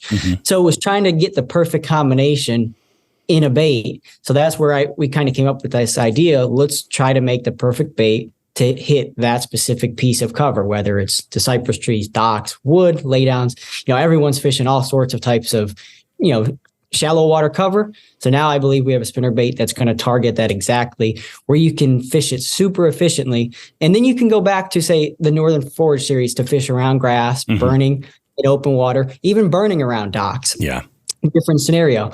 The Pro series is more of going to be like a bigger profile, offshore, brush, that type of stuff. So I feel like hitting all 3 sections was key, now having all these different types of spinnerbaits. you've kind of, and I say this all the time on the show, this is the way I like to line up my rods for when I'm going out. I like to have a spectrum of different, of different things. And you've sort of done that now in the Martin's line of spinnerbaits. You've kind of got it to hit from all angles.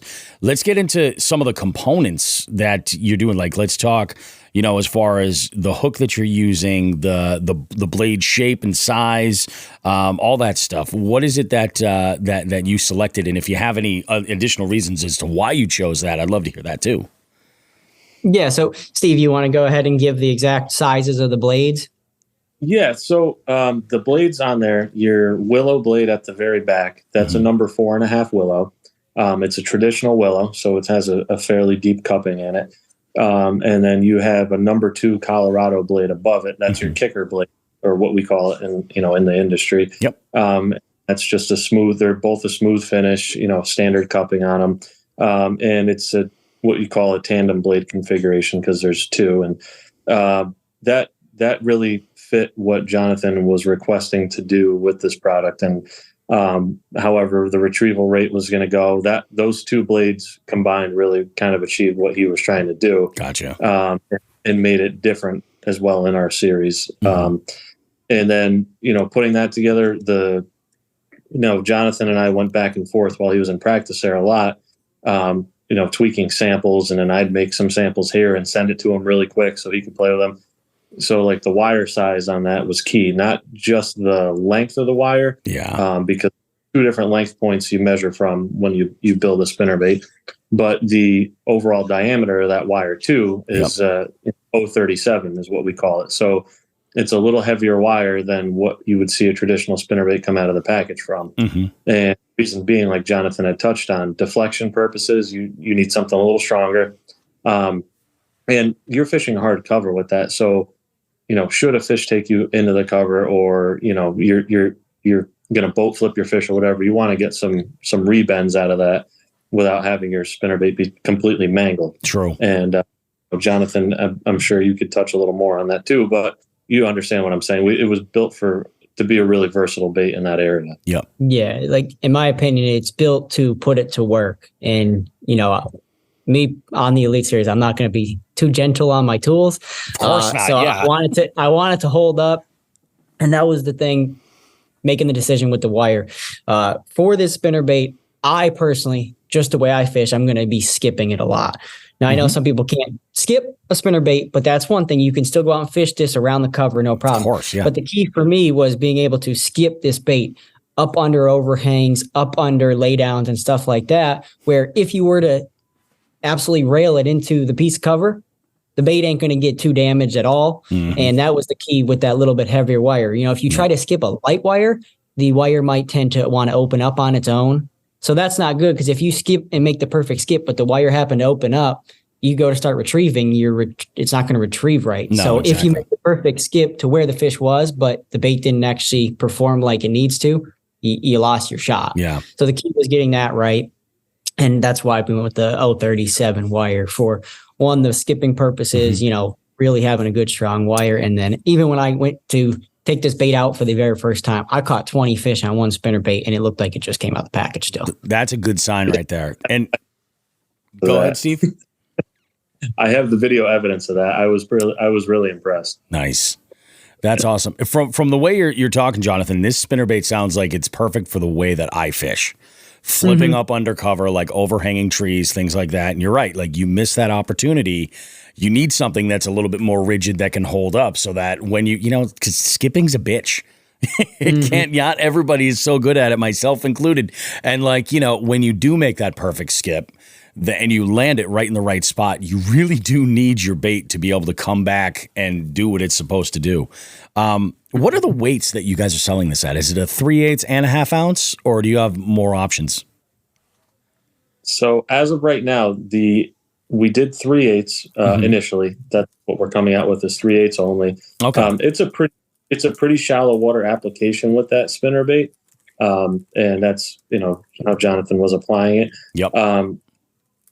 Jonathan and I were talking fairly recently, actually, because we're always trying to think ahead how to expand different series and what we can do. And there may be a half-ounce size coming down the road next year. Very nice. Yeah, I guess that does kind of make sense. You could get away with, offering the lighter of the two because you don't have to worry about it staying down if you're throwing it up into super heavy shallow cover. Right, exactly. And the thing with what we offer, though, is one thing I like to do or I like to have is being able to offer something in a series for everybody. Kind of, some guys are just half-ounce guys, period, no matter how they fish or what they use. Yep. Even though we do something that's a little technique specific, it is nice to have a little variety. Yeah. And when Jonathan and I were talking about that and how to introduce it possibly for a half-ounce down the road, then that's more than likely going to happen. Awesome. I can't wait to get my hands on one. Yeah. I really can't. Jonathan, what's the setup that you're throwing this on as far as rod, reel, and line typically? I bounce around with my rods, but generally I'm going to throw down a shorter rod. I have a 6'10" rod that I throw a spinnerbait around for shallow cover, and I also have a 7-footer. Still trying to find like the perfect one. It definitely varies because I feel like I can skip. Like the 6'10" is an arc reinforcer. I feel like I can skip that one. I feel like I could skip that one better in a sense when I'm like trying to go around overhangs and stuff. But like if I'm not really trying to get under that really tight cover, I just feel like I do better with the 7-foot Invoker Pro in a medium heavy. And I just don't know why. I don't really have an answer to that. For what makes me decide on that, I think a little bit I think that reinforcer is just a little bit softer. So it might make those skipping in those real tight places a little bit easier. I still skip the Invoker Pro one, but it just has it's an extra fast. So that one has a little bit of a stiffer. So that kind of does it. Line, I'm always going to throw 20-pound test. So I'm going to throw Sunline. I'm going to throw FC Sniper. 20-pound test. Anytime I'm around the cover, you can lighten up. But to me, I feel like there's no real reason to lighten up, because if you get bit and just say you skipped it and it went over something and you got to drag a fish out, you don't want to be messing with 14 or 16 or anything like that. Yeah. So your best bet is definitely 20-pound tests. And I throw it on an arc gravity 6:4-to-1 gear ratio. So a slow reel because I'm slowly retrieving this and not really worried about having a fast gear ratio because that would speed me up too much. A lot of times you want the bait to go slow. Now I know people might say, but when you hook a fish, you got to get it in. Chances are if I hook a fish and he's already over something, it ain't going to matter if I have a 6 or an 8 speed reel. So if I can keep myself in the strike zone longer using a 6, that's, in my opinion, the best route to go. No, that makes sense. That makes a lot of sense. And, the spinnerbaits are one of those baits where it really is. I've found that personal preference totally comes into play. Like some folks out there are just fishing spinnerbaits, along weed edges or something like that, making crazy long casts. So they need a longer rod and they might want something with, a little bit more of a moderate tip, just because it's a moving bait, but it's also a single hook bait. So sometimes you got to jack them. But if you're fishing it in that situation where you are specifically around wood and around trees, you can't be fooling around. You've got to get that hook in them and then get them back to the boat for sure. And the shorter rod's got to help with accuracy. Yeah. Like for example, like for the Northern Forest series, if I was to be fishing that around grass, even like when we were up north this year on our swing, I threw the Champlain Special, the St. Lawrence Special. Yep. Those were in open water. I throw those on a 7'4". It's a medium heavy regular arc and pro. That's it's a bladed jig rod. Yep. Like it is essentially a bladed jig rod. So that has the more parabolic bend. So it's made for those more open water, faster reeling applications where you've got a single hook and you got to let them kind of get it. Yep. And a sense of that. So that's when I make that switch. We do actually have, I think, a 6.6 coming out, and I don't know what power it is, but I might have to mess with that going forward for the actual skipping whatnot. I think that's set to release in a new series coming, I believe, in the end of November from Art. So once that's out and I can get my hands on it, I'm definitely going to try it. I do like shorter rods just in general, so that might be something right up my alley. You did mention burning it. Now, how does how is it that the Knee Knocker does in terms of rising up when you're burning it, or does it stay pretty balanced? I wouldn't burn the Knee Knocker. Gotcha. I'm going to burn the Northern Forge series. It's got the Northern Forge series has that hidden weight which goes down like the hook. Yep. So those are the specific spinnerbaits you're going to want to burn. Sure. Anytime you don't have the hidden weight system. So like in the Knee Knocker, in the Pro Series, there's no hidden weight. All the weight is going to actually be right here. Right at the head. Yep. They're not going to be spinnerbaits you want to burn because they would tend to blow out a little easier just because of the weights in the front. When you got the weight actually down, balanced more so on the bait, you can actually burn those. Gotcha. Okay. All right. That makes a lot of sense, man. I love it. Now, what are some of the lakes that you see the Knee Knocker kind of playing a key role in? Like if you could just kind of like anticipate some lakes, where do you think that this is going to be a player? All 4 events to start the season next year. Oh, really? Lido Bend, you got a little bit shallow cover, but you got timber. Yep. So going to depend on water level, stuff like that. Same thing with Fork. You have timber. Again, depends on water levels. Then we go, I don't know the order, but we have Harris Chain and we have St. John's, and I'm not sure, I forget which the order. 100% St. John's. I love throwing a spinnerbait there. A lot of flooded trees, cypress trees, shallow cover. Harris Chain, that it could get a play there. Not really sure what's going to be going on when we're there yet. That one's kind of, you don't know. There could be grass, so it could be completely different. It all depends on what the spraying is going on down there and what they're doing. But there are some applications where you can fish the bank there where it could play. I just won't know until about April of next year. Sure. Yeah, exactly. Only time will tell, and who knows. So now, as far as Martin's baits specifically, what other Martin's custom baits are you throwing, and which ones do you love and why?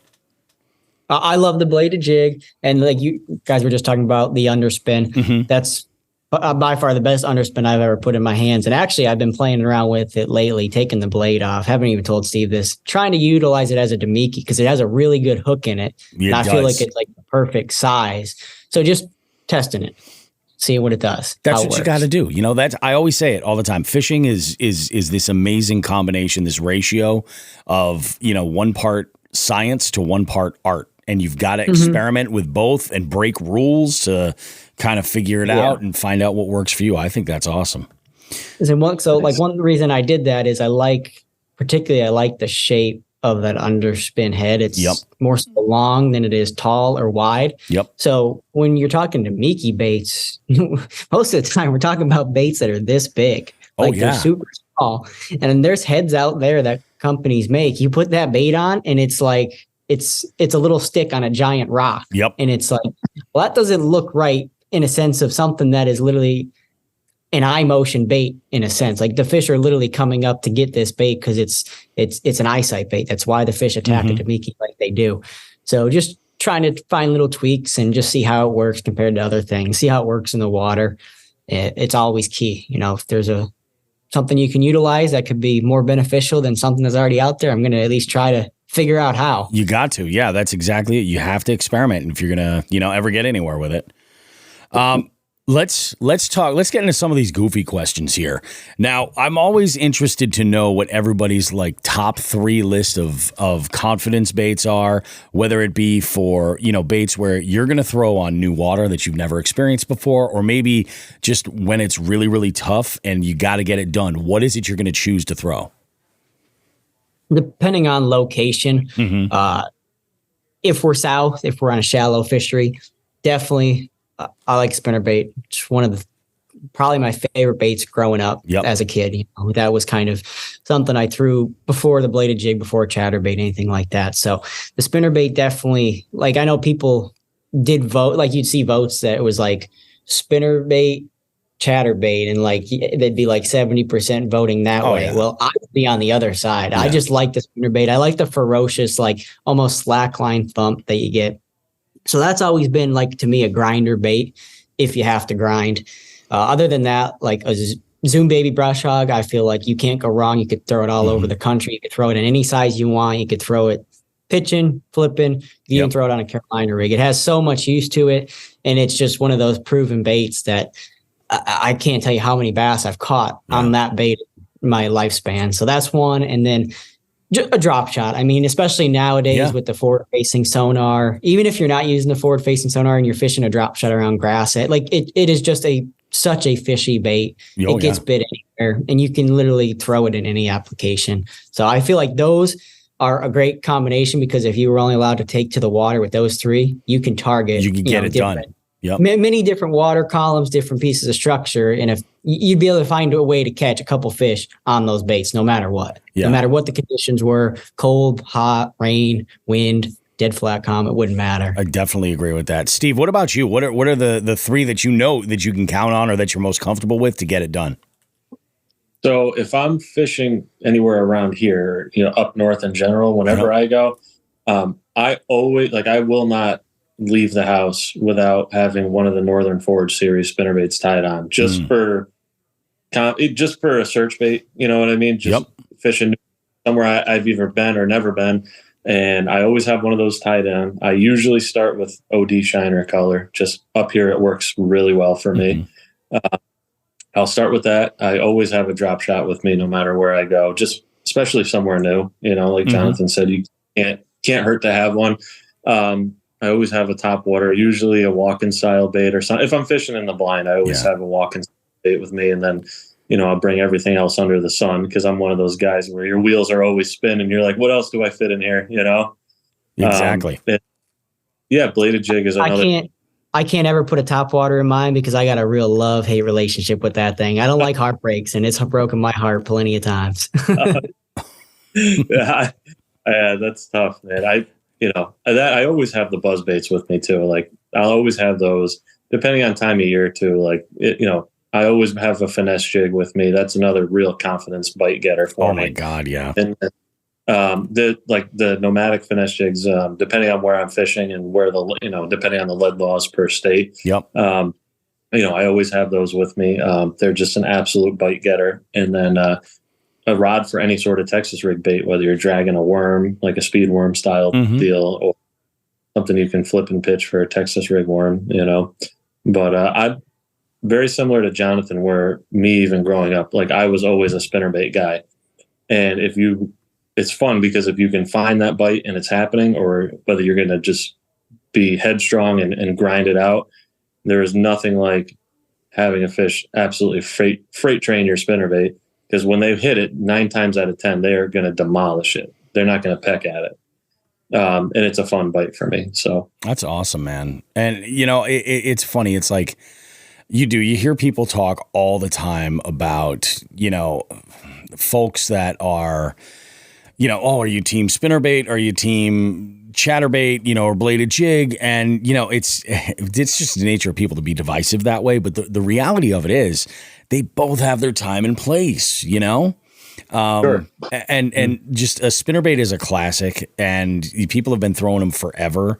And I feel like, I hear this a lot too. I'll see it on a YouTube video, or hear it on a podcast, that oftentimes it's like a trend, like spinnerbaits kind of drop off, but they're always kind of hanging out there in the background. And I feel like there's a renaissance coming,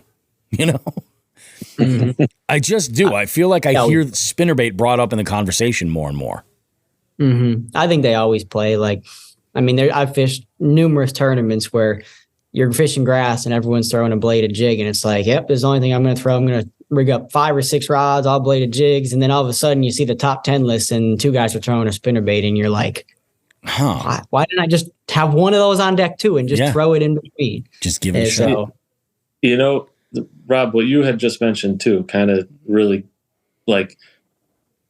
that Northern Forge series style of spinnerbait that we have. Yep.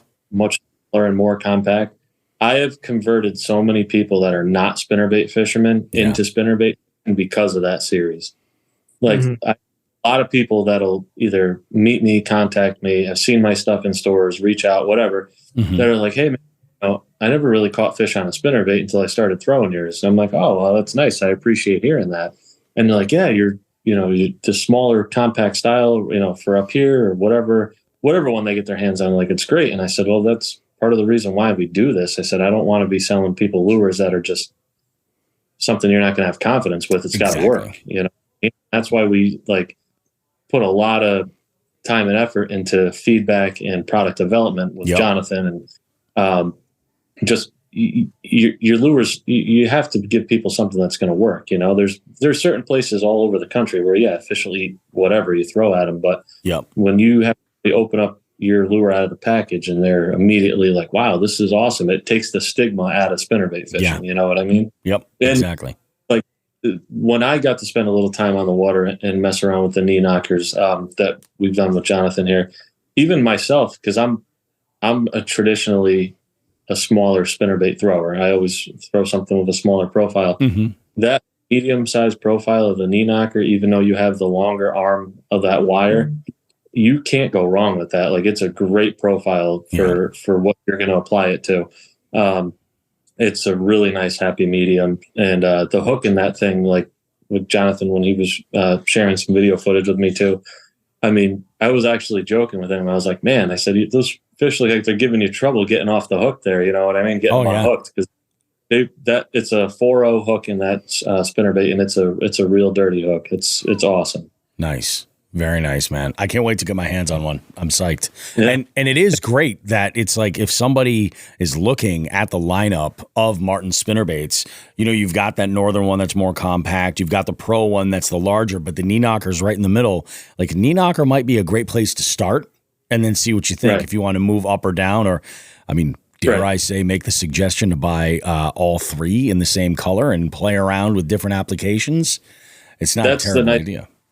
That is a nice option. And that's another thing that we're working towards. So a lot of the new colors that you'll see coming out, you'll see some colors transplant from the Knee Knocker series. Those are colors that, you know, Jonathan selected with us. You'll see a lot of those, you know, transition through the Pro Series large one into the Northern Forge series, even in through some of our bladed jigs and swim jigs. So we're literally going to give guys the best color selection in each bait category that they can just one of everything and go drop the hammer somewhere, you know? Yeah, that is freaking unbelievable.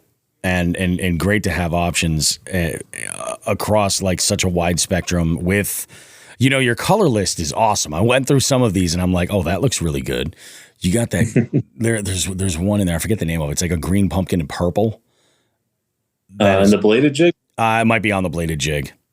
Yeah, that's actually a Jonathan color. Oh, is it? I like this guy's taste. That's good. That's real good.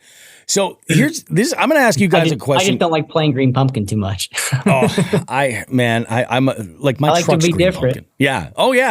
I hear you. It's in. You know, there's something to be said too about throwing a couple of strands in there. You know, that's part of the reason why I like having like plain green pumpkin jigs and stuff. Is I'm a big one where I'll have like a variety of, you know, 4 different colors of spike it markers, and I'll be drawing on my stuff to give some detail. You know, oh, let's put a little orange on these strands here. Okay, cool. Or, you know, mix it up just a little bit. Because again, that's the art part of it. You know, you can customize what it is that you're throwing right there on the water. I'm interested in this next question with what you guys have to say, especially coming from, you know, obviously the tournament angler experience that the both of you guys have, but also being in the industry, Steve, the way you are. I'm interested to see what your take is here. And there's a saying that that there are more that fishing tackle will catch more fishermen than it actually catches fish. You guys, I'm sure, are familiar with this. I want to know what the number one most ridiculous fishing tackle trend has been in like the last handful of years that you guys have ever seen. And the follow-up question to that is, have you been guilty of trying it, and how did it work out? You want me to start with that one, Rob? Yeah, go for it. Go for it, Steve. I'm interested to see what you've got to say for this. Just that, because being in the industry, I pay attention to the tackle market a lot and what's coming out and color schemes and everything. Companies, especially overseas companies, are trying everything under the sun to reinvent the wheel. Oh yeah. Like, it is insane what you see coming out of Japan, which is fine. And there's a large American market of anglers that do like that stuff, and it does sell. Not knocking it, but I noticed that. And I'd say across the board, from American companies to overseas companies, the color schemes you see on the market now, some are just ridiculous. And people do that. That's another reason why I do this business. There is colors that just grab anglers' attention that mean nothing to the fish that, you'll get bit on it sometimes when there's a real aggressive bite. Or if you're fishing somewhere super pressured and you have to show fish a crazy color sometimes, like that stuff, it's always a player. But man, there is some stuff out there that I'm just like, it's crazy. And companies invest a lot of time into like developing these colors and marketing them and putting them out there. Oh yeah. And people to getting influencers and other people to put them into the people's hands, you know?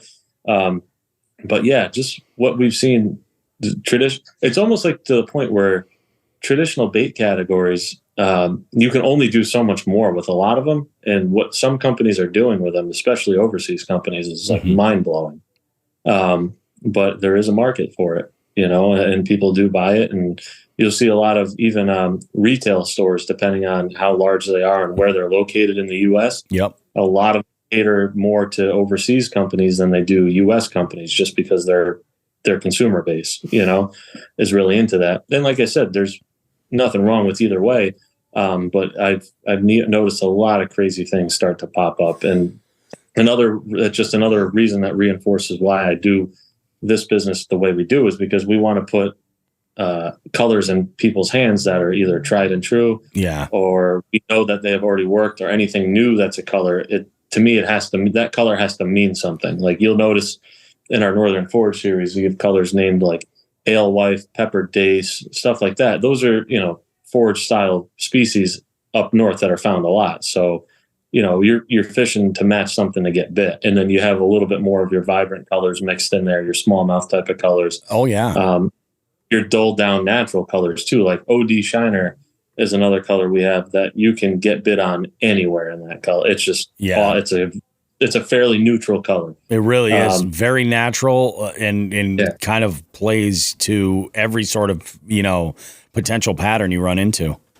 And then you see like some companies with like just wild colors and like a double willow style spinnerbait, and you'll have like a bright pink and purple, and you're like, what is going on here? Yeah. You know what?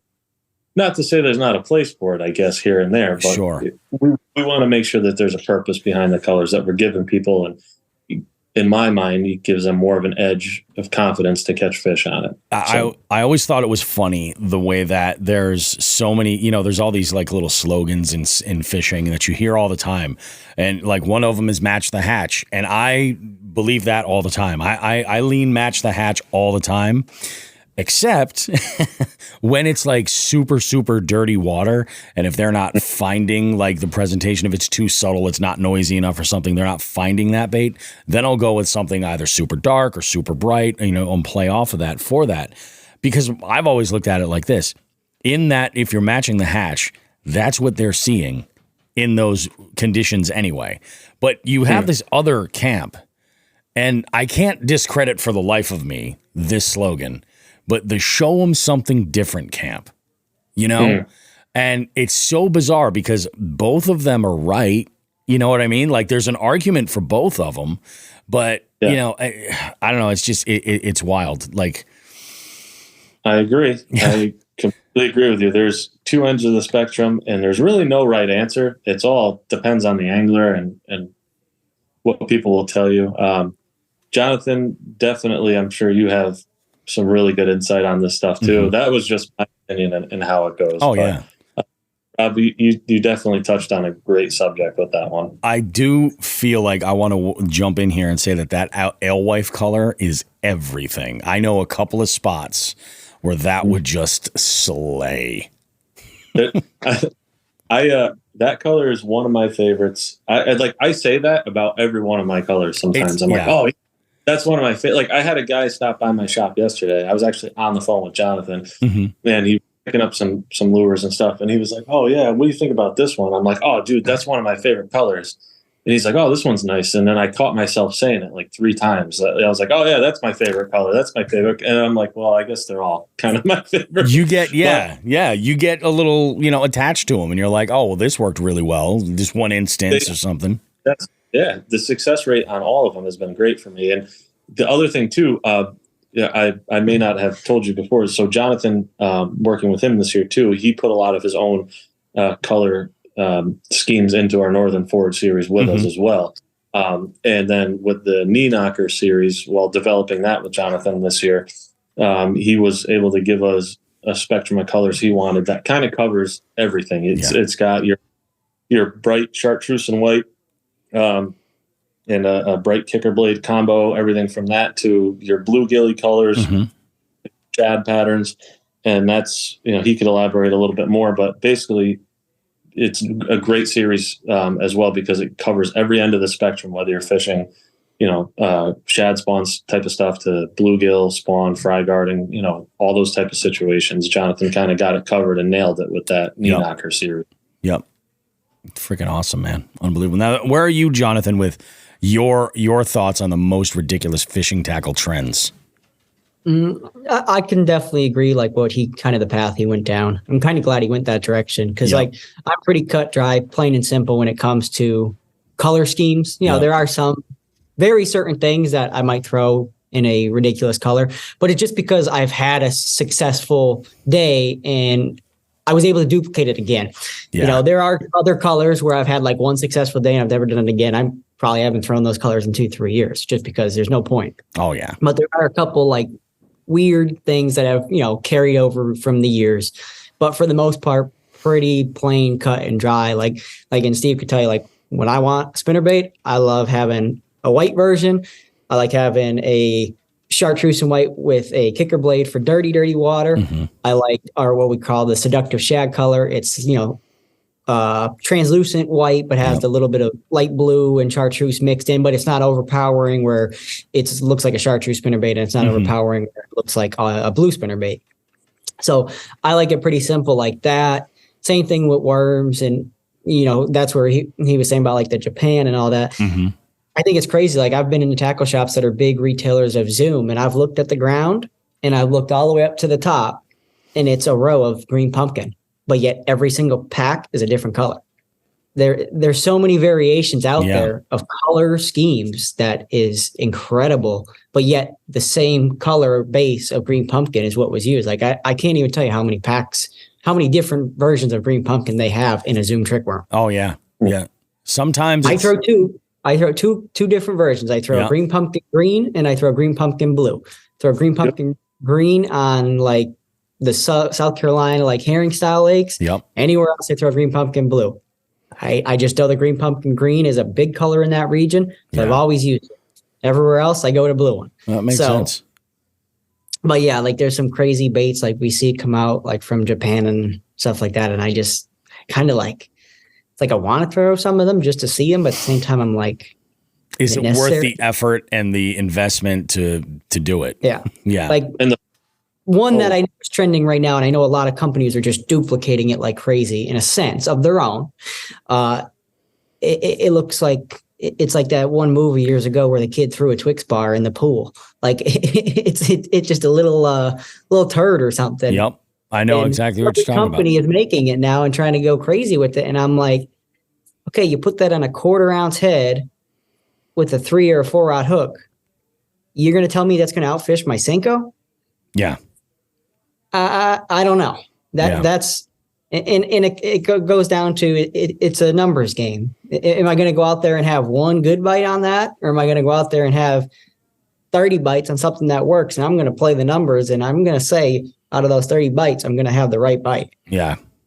So that's one trend. I think that was crazy. I think the big bait trend was a little crazy. I got a little sucked into that my first year on the Elites, trying to duplicate it. Last year, I didn't even bother. I mean, it works. Don't get me wrong. Oh, for Catch sure. A big fish. Yep. But like, for example, if we have a whole bank full of laydowns and trees and whatnot. Yep. If a guy goes down it with a big live bait. Yep. Yeah, there's a chance he's going to catch a big fish, but is he going to catch one? If I go behind him with, say, a spinnerbait, I might catch 5, 6, or 7. And how many of those are going to be large fish? Yeah, he might catch the biggest fish that lives on that bank, but one, is going to land it. And then 2, can he go catch another one? And that's always the hard thing, because there are those special days. And like, I got a buddy that I fish against. His first year, he had some special days on a big bait. And it makes you look at it like, wow. Yeah. But then again, there's also what comes with those special days are a lot of very challenging days with some of those far-fetched baits. Yeah, absolutely. Yeah. No, I agree. So there are definitely a lot of baits out there in the industry, but there are definitely some that really I scratch my head all the time, because I still like, and it's all of us. We're all like do we bring in? I think I might have been on the phone with Steve the other day. I think I said, like, with the schedule at the beginning of the year, I either got to make a decision to start working on improving my skill and knowledge with some big baits and bring them, or don't even bring them. Yeah, exactly. Go down there and fish the way I like to fish. Yep. And that's the whole thing. It's like, you know, it's funny. You mentioned getting sucked into that. Like, what was it? Not last year. Was last year the first year? I think it was last year. Last year, I took a dive into it. I put together a combo, a really nice swim bait combo. I like to throw mainly for big baits, the big wake baits. That's usually what I'm throwing, or like big rats, big, you know, I have some 4.5 and 5 ounce giant wake baits that are, you know, and they do well, but there's a specific sort of set of conditions that I'm looking for that I've gotten results on. And, you know, the confidence just isn't there necessarily. A lot of people talk about big baits like this, but this year I got into more of one of the biggest things that I have always struggled with as an angler is finding fish. So I'm looking for baits that will draw fish in. So like this year I got into throwing things like mag drafts and, you know, like more of these big swim baits that you make a giant cast and you're basically throwing like an 8-inch, 10-inch bait to try to get a visual of, so that a fish will like come in and attack it. The confidence isn't there. I'll throw it, you know, a little bit, then I'm not getting bit. So I'll downsize a little bit and kind of cover some area. But my typical go-to way to fish is flipping the jig into some kind of heavy cover up shallow. Mm-hmm. That's usually how it is. The issue is that's so slow. So it's like in comparison. So if I can find fish, you know, I'll do this with a buzzbait too. Like if even shallow, like I want a fish to miss that buzzbait, because then I know that there's fish there and I can follow it up with a finesse jig or something, you know, that can get bit. But anyway, we're getting off topic. I'll tell you, one of the bait companies that gets thrown under the bus all the time over here is Lunker Hunt. Simply because of like the crazy topwaters. That seems to be like the go-to that everybody's like, that is the most ridiculous thing. I just don't get it. You know, and I suppose for the show them something different crowd, that's a perfect fit, you know?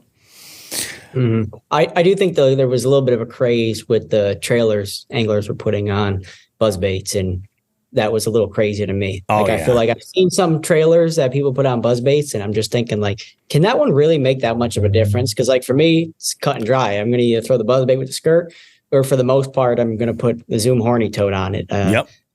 I really don't think it is going to play that much of a role, you know, making so many crazy fabrications. Now, if I wanted a smaller profile, I might throw like a Zoom Z-Crowd just because it's smaller.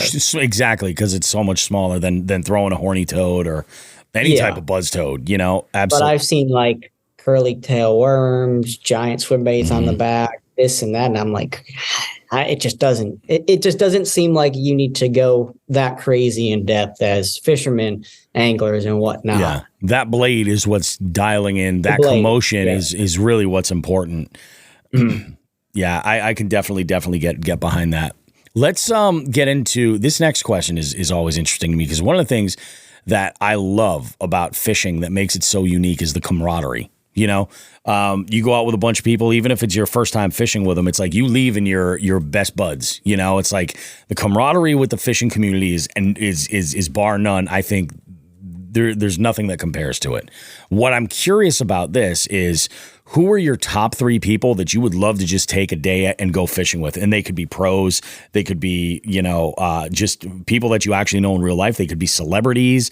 It doesn't matter. They could be living or dead. Like top 3 people that you guys would love to fish with. Steve, you want to go first? All right, sure. I would say Jonathan's got to be in there for me because I haven't fished with him yet. So I gotta put that one in there. We haven't actually fished together yet, and that'll be happening in November. It looks like, hopefully. There you go. Nice. That would be one. So it would be fun to get on the. I've never fished with an Elite Series angler before personally, like in their boat with them. So getting to do something like that with him will be awesome. And then I'd have to say, when I was a kid growing up, I was a big Hank Parker Outdoor Magazine watcher. All right. Hank Parker Outdoors, his TV show. Yep. So Hank Parker, I would probably, just because he's a nice, funny, goofy kind of guy, he would be one I'd have to fish with because I grew up watching him on TV. Mm-hmm. And then Gosh, there's a lot of number threes I think I would like to fish with, to be honest with you. God, I don't know. Maybe just for laughs, because he's another person I watched on TV a lot as a kid. Yep. A huge spinnerbait guy would probably be Jimmy Houston. Oh, yeah, Jimmy Houston. Just because that guy will just put a spinnerbait in his hand, chuck and whine, giggle all day long, and make a TV show out of it. I want to say it was Alex Rudd when we had him co-host with us. Mm-hmm. He mentioned that Jimmy Houston has a series of various ponds, fishing ponds on his property, but he has one pond that's like the spinnerbait pond. Right. Like that's what you throw there and they just react to it. Like the cover is right. Everything is right for it. And it's just like perfect. And I'm like, can't we all have that? Can't we just all like have our own areas? Like what's wrong with the world? Yeah, that's a good list, man. Jimmy Houston's awesome. Yeah. It's just people I grew up watching on TV. And I think I took to their personality too, as well as their fishing. Yep. You know what I mean? Yep. And you're like, gosh, those guys would be fun. My list, honestly, 3 people I can't even cover. My list would be huge with people I'd want to fish with. That, back into what you were saying of like how it's a tight-knit community. You typically run into more anglers that are nice people or fun than you would realize. Definitely. So fun to have that experience with like the list of dream team people you would want to fish with. You know what I mean? Yeah, 100% I do. What about you, Jonathan? Yeah. What's your short list look like for folks you want to fish with? I would say right off the bat, I would really like to fish with Taku Ito. I just want to see the Japanese style. I had a chance to eat dinner a couple times with me, Maddie, and Taku ate last year when we were down in the southern a couple events. And, we just like he was literally like so adamant about learning grass baits and flipping baits and like just his like weakness. And like just to hear him talk about like Nico rig fishing and like the strengths of the Japanese. And I would just like to actually see it in action. I'm sure we're going to get to the water. We just didn't get a chance to do it last year. Yeah. But just to kind of see like what his head is on a day on the water, just, based off his culture, his style versus us. And I think that would kind of, open my eyes maybe just to understand what those Japanese guys go through a day on the water. Yep. I would say he'd be like definitely one, just because I think it would be fun, especially. Oh, for sure. And funny, because he's a great guy. But just to really get a piece of like what they go through in a day and how they, because they came over here and they didn't have experience on these places or anything like that. Oh, yeah. They came over with a blindfold essentially. Yep. Like, I don't even know where I would start if I went over to where they came from and started fishing, Secondly, I would say probably, especially now because he's retiring, Kevin Van Dam, just to see how he could analyze and break down a body of water. I know that was always a big thing that people raved about, like how he could just go break down a body of water so greatly, so fast, and just so impactfully. And then the last one's tough. Like Steve said, you could put so many in there. Honestly, I'll take it a different route and say, honestly, I'd like to go back and because of my rules, I'd like to go back and fish with the people I grew up fishing with more. Based off our rules, we can't even be on the bodies of water with people. So like that would include like my dad and his buddies and all them. Yeah, exactly. And technically, legally, I can go to bodies of water with my dad where we have tournaments, but I just wouldn't. I don't want to cause any issues or any gray area like that, since he's fished them, whole life with me.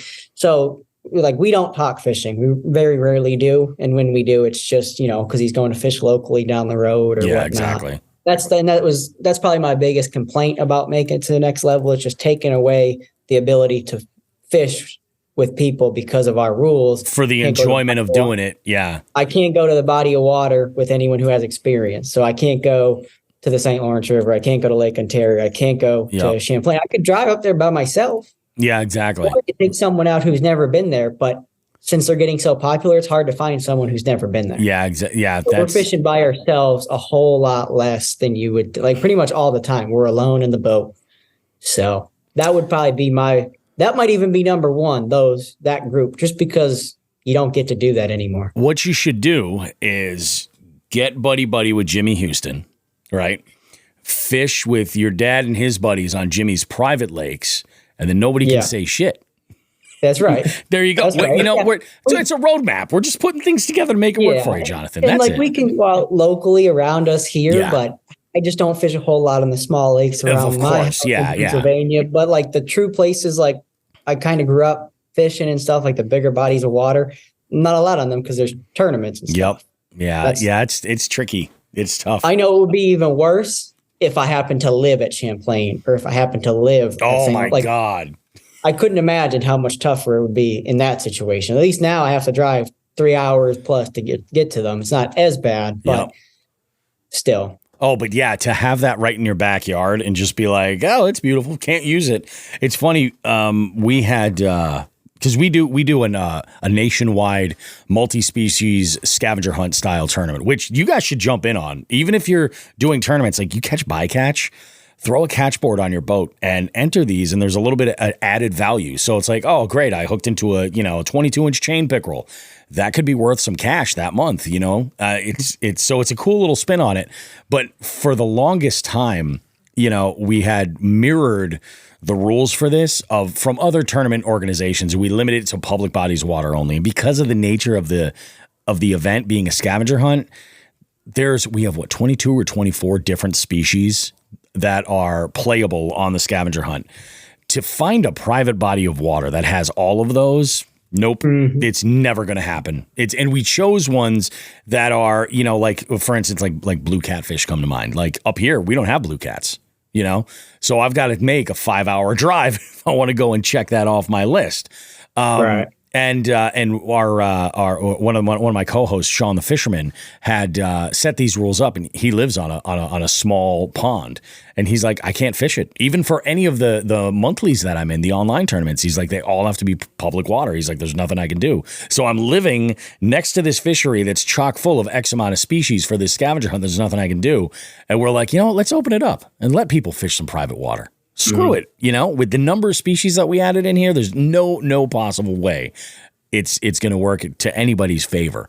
And we'll see what happens there. But I could only imagine, like, if you lived on a major fishery, Champlain, or you lived along the St. Lawrence River or something like that, you're screwed. And it's just got to be calling to you like, man, this sucks. I can't even go, with some buddies that have fished here before, because everybody in town has fished there.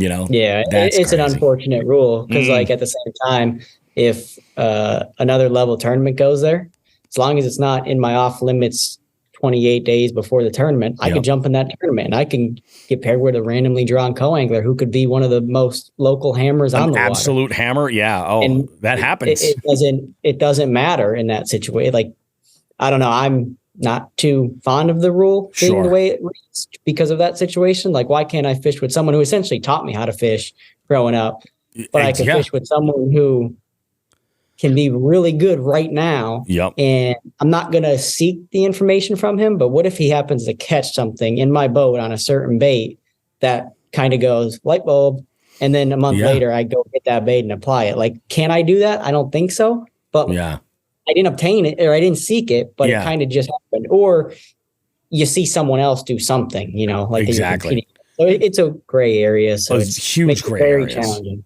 Yeah, that's difficult, man. So a couple things I don't want to mention. First and foremost, guys, just as a reminder to everybody listening here, that the Knee Knocker is going to be available coming up on October the 16th. You can get it at martinscustombaits.com. And I highly recommend you guys go and check this out, because it is, from the sounds of it, this is going to be, it's like the missing link in the spectrum of spinnerbaits available at Martin's Custom Baits. I highly recommend you guys go and check it out. Again, that's 10/16 available exclusively on martinscustombaits.com, hitting stores officially the 29th of October. So you'll be able to get these in stores toward the end of the month. Think about it as a little trick or treat, if you will. Jonathan, do you have a promo code that anybody can use for ordering their baits? Yeah, I will list that all out on my social media pages. Beautiful.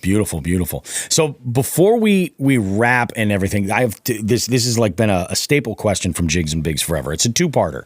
And I mean, you know what? We'll have one of you go first and answer both, and then we'll have the other one. That'll buy some time for the other one to think. The question is this. So imagine you're at like an event, like a wedding or something. You're up at the bar and somebody says, oh, hey, you fish? I kind of want to know that story that you're going to lead with. You know, it might be the moment you're most proud of on the water. Maybe, you know, the shit hit the fan and something wild happened and you were able to come out on top because of it and all was good. It might be a PB. It might be a tournament win. It could be a myriad of different things. But I'm looking for that go-to story that you're going to tell somebody that's like, oh, yeah, oh, you fish too? That's great. Let's talk about it. And then on the other side, I want the story that's the biggest, where it all went to shit. And I know the most difficult thing is to choose one epic fail story. So that's why we can wait for that one to be second. You want Jonathan? Have Jonathan start that one. There we go. Well, if someone asks me based on what I fish, so if someone comes up and says, hey, do you fish? I would literally respond like, yeah, you ever see like those like TV things or where you see like the tournaments on TV or you ever see like a guy fishing like on FS1 or ESPN? And they're like, yeah, I've seen those on Sundays or whatever. You might see me one day. And I can just leave it at that. There you go. Because I said I compete against those guys and people would be like, wait, what? And then they kind of take a step back and then you have to like explain to someone. They're like, so what do you do? And I'm like, well, my profession is a professional bass fisherman. And it's funny you say that. Me and my fiance, we just got engaged after the last tournament. So we went to book the church that we're going to get married in. Yep. And, you know, we're filling out some information with the priest and the priest is writing it down. And he goes, occupation? And I go, professional fisherman. And the slowest turn ever, he goes, well, I've been doing this for a lot of years. And that's the first time I've ever heard that one. And he was kind of put his pen down and looked at me and was like, okay. So he was taken aback by it. Oh, it was yeah. kind of fun. Oh, that's funny. I love it. How about the epic fail? Or do you guys want to split them up and do the... Yeah, let him do his. All right. Yeah, whatever you want to do. Yeah, so, you know, when somebody, I guess, would ask me, oh, hey, you fish too and whatever, I usually tell them, I'm like, yeah, you know, I fish for fun or just local tournaments or whatever. Mm-hmm. 9 times out of 10, unless it's somebody that's also an angler that has done tournaments or is just a bass fisherman for fun, but doesn't even have to be tournaments. Yeah. Most people understand how the sport is. So they're like, oh, okay, cool. And you swap fish stories and that's fine. 9 times out of 10, if somebody asks me if I fish and they're like, oh, I fish too. And I usually just tell them, I said, yeah, you know, I have a fishing lure company, my own business. 99.9% of times, the average person will look at me and say, oh, cool. So you tie flies? And I'm like, no. Oh, man. Get that. Oh, wow. That is crazy. It is unbelievable the amount of people that you meet that, you know, that are not a regular bass fisherman, whether it's fun or competitive. Sure. You have a lure company. That's great. So what do you do? Tie flies? And I'm like, no, like I don't. Or I get a lot of people that'll ask and be like about fishing, like, oh, you know, you're a bass fisherman. I said, yeah, you know, I like to go out for fun and whatever, or tournament fish. And like, a lot of people have that impression that like right off the rip, if you're not a fisherman, they have the impression that you're sitting on a boat, drinking beer, throwing a worm in a float, waiting for that bobber down moment. You know what I mean? Oh, absolutely. Huge stigma there.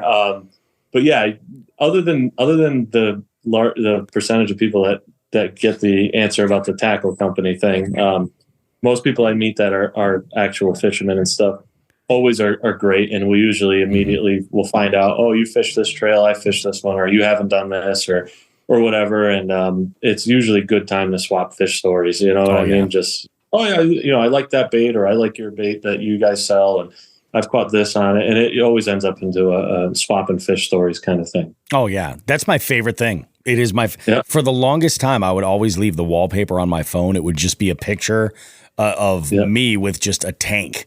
And you would not believe the amount of times, like, because that's my business is I have an entertainment company. So like I DJ weddings and stuff. Jonathan, I do travel. Just if you need the best in the business, I got you. I might have to, yeah, we definitely want a DJ. We're So- determined that. So when I'll intentionally, and I'll have the list and everything on my phone, and I can't count the number of times the best man or a groomsman has been like, "Is that a giant bass on your phone?" And I'm like, "Well, yes, it is." After we do introductions and the toasts are done, meet me at the bar. We'll talk. And that's when, then it's like, oh, I also host a fishing podcast. Check it out, and I've picked up listeners that way, and some of them are the best listeners ever. They sign up for the Patreon. They're all in afterwards. And, then I end up DJing their wedding, and it's amazing. It's just a beautiful thing. So what about the epic fail, guys? That one's a little bit tougher, I feel like. Oh, yeah. Just to come up with. But I'm pretty coordinated, so I've never had one of those dumb situations where you step in the live well or fall off the side of the boat trying to set the hook, or you slide in over the side if you try to go lip a fish. Like I feel like I'm pretty coordinated. Never had any situation like that. So I guess I could take this and say that my biggest epic fail is the biggest striper I've ever caught. I never had to catch. How did that work? I see that look, right? Yeah. When I was a kid down in Avalon, New Jersey, family vacation, we're all fishing from a pier. So I got my rod and throw it out there. You sit there for a couple hours and you're fishing and no bites. All right. Yeah. So we got another person with us, and they're, a couple, 100 foot down or whatever. They got all tangled in their reel and whatever. So I'm like, all right, I'll help you. So I set my rod down on the cooler, walk all the way down, and I start fixing his. A couple minutes go by, and I've sat there for hours and I ain't had a bite. A couple minutes go by, I'm walking back up. I go to my dad, "Where'd you put my rod?" He goes, "I didn't touch your rod." Oh my God. I got my rod.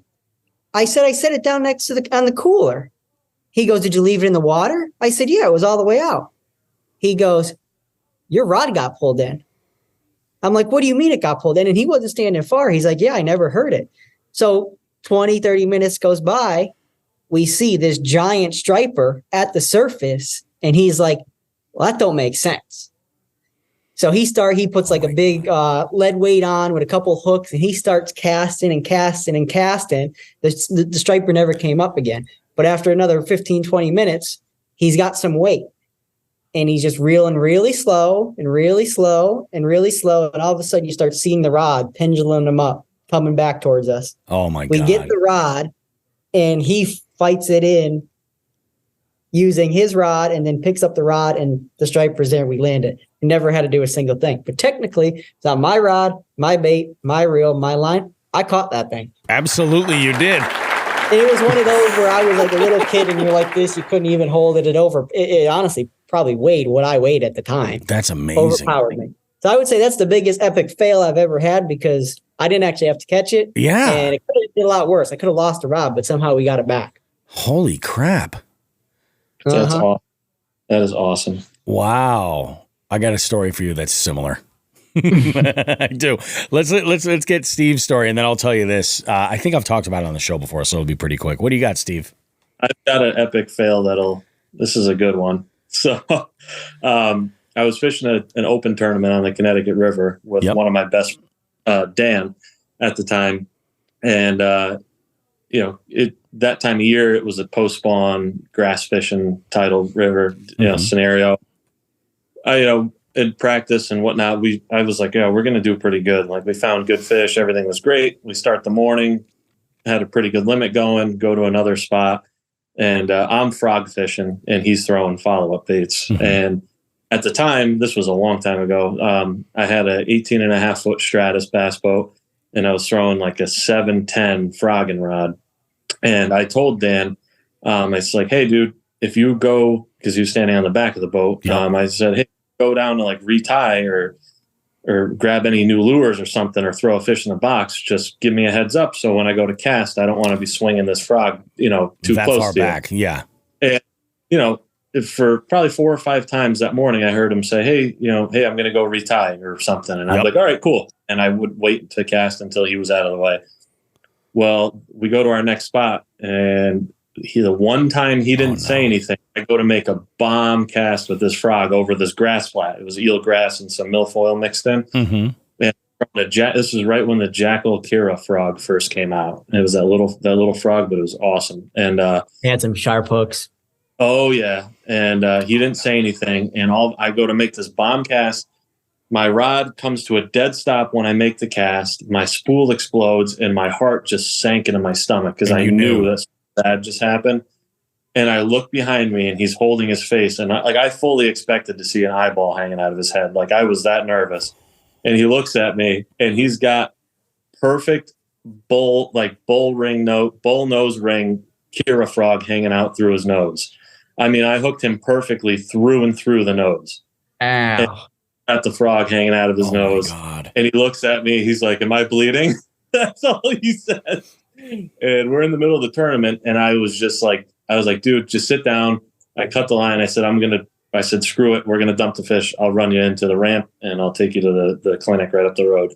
And he was such a trooper. He's like, no. He goes, "See if you can cut this thing out of my nose. Let's keep fishing," because we were doing good. And I was like, "You sure?" And yeah, just do it. And I had my needle nose, a longer needle nose. But the problem with that is you have to get the needle nose up the person's nose and then open the pliers to get to the cutter to cut the shank. Yeah. Because it was in there pretty good through and through, and he toughed it out. I got the pliers up there. I was able to cut the shank of the hook, cut it. It fell right out, and he was good to go. Kid stood up and kept fishing. Wow. And the whole time I was just shaking. I was like, dude, I felt so bad. It was an accident that shouldn't have happened, and thank God it was just a simple hook through the nose. Like he was fine. It wasn't anywhere else in the face or anything like that. And that was the middle of a tournament, and that ruined the mojo for me for the rest of the day. Oh, that'll do it. Yeah. I was done for that. I mentally, I just couldn't get back in it because I thought I permanently would have, injured the kid for the rest of his life, and thank God that didn't happen. Yeah, and then it was a good laughing joke ever since. So, and then we ended up going back to weigh-in, dumped our fish, and I just said, "Dude, let's just call it a day.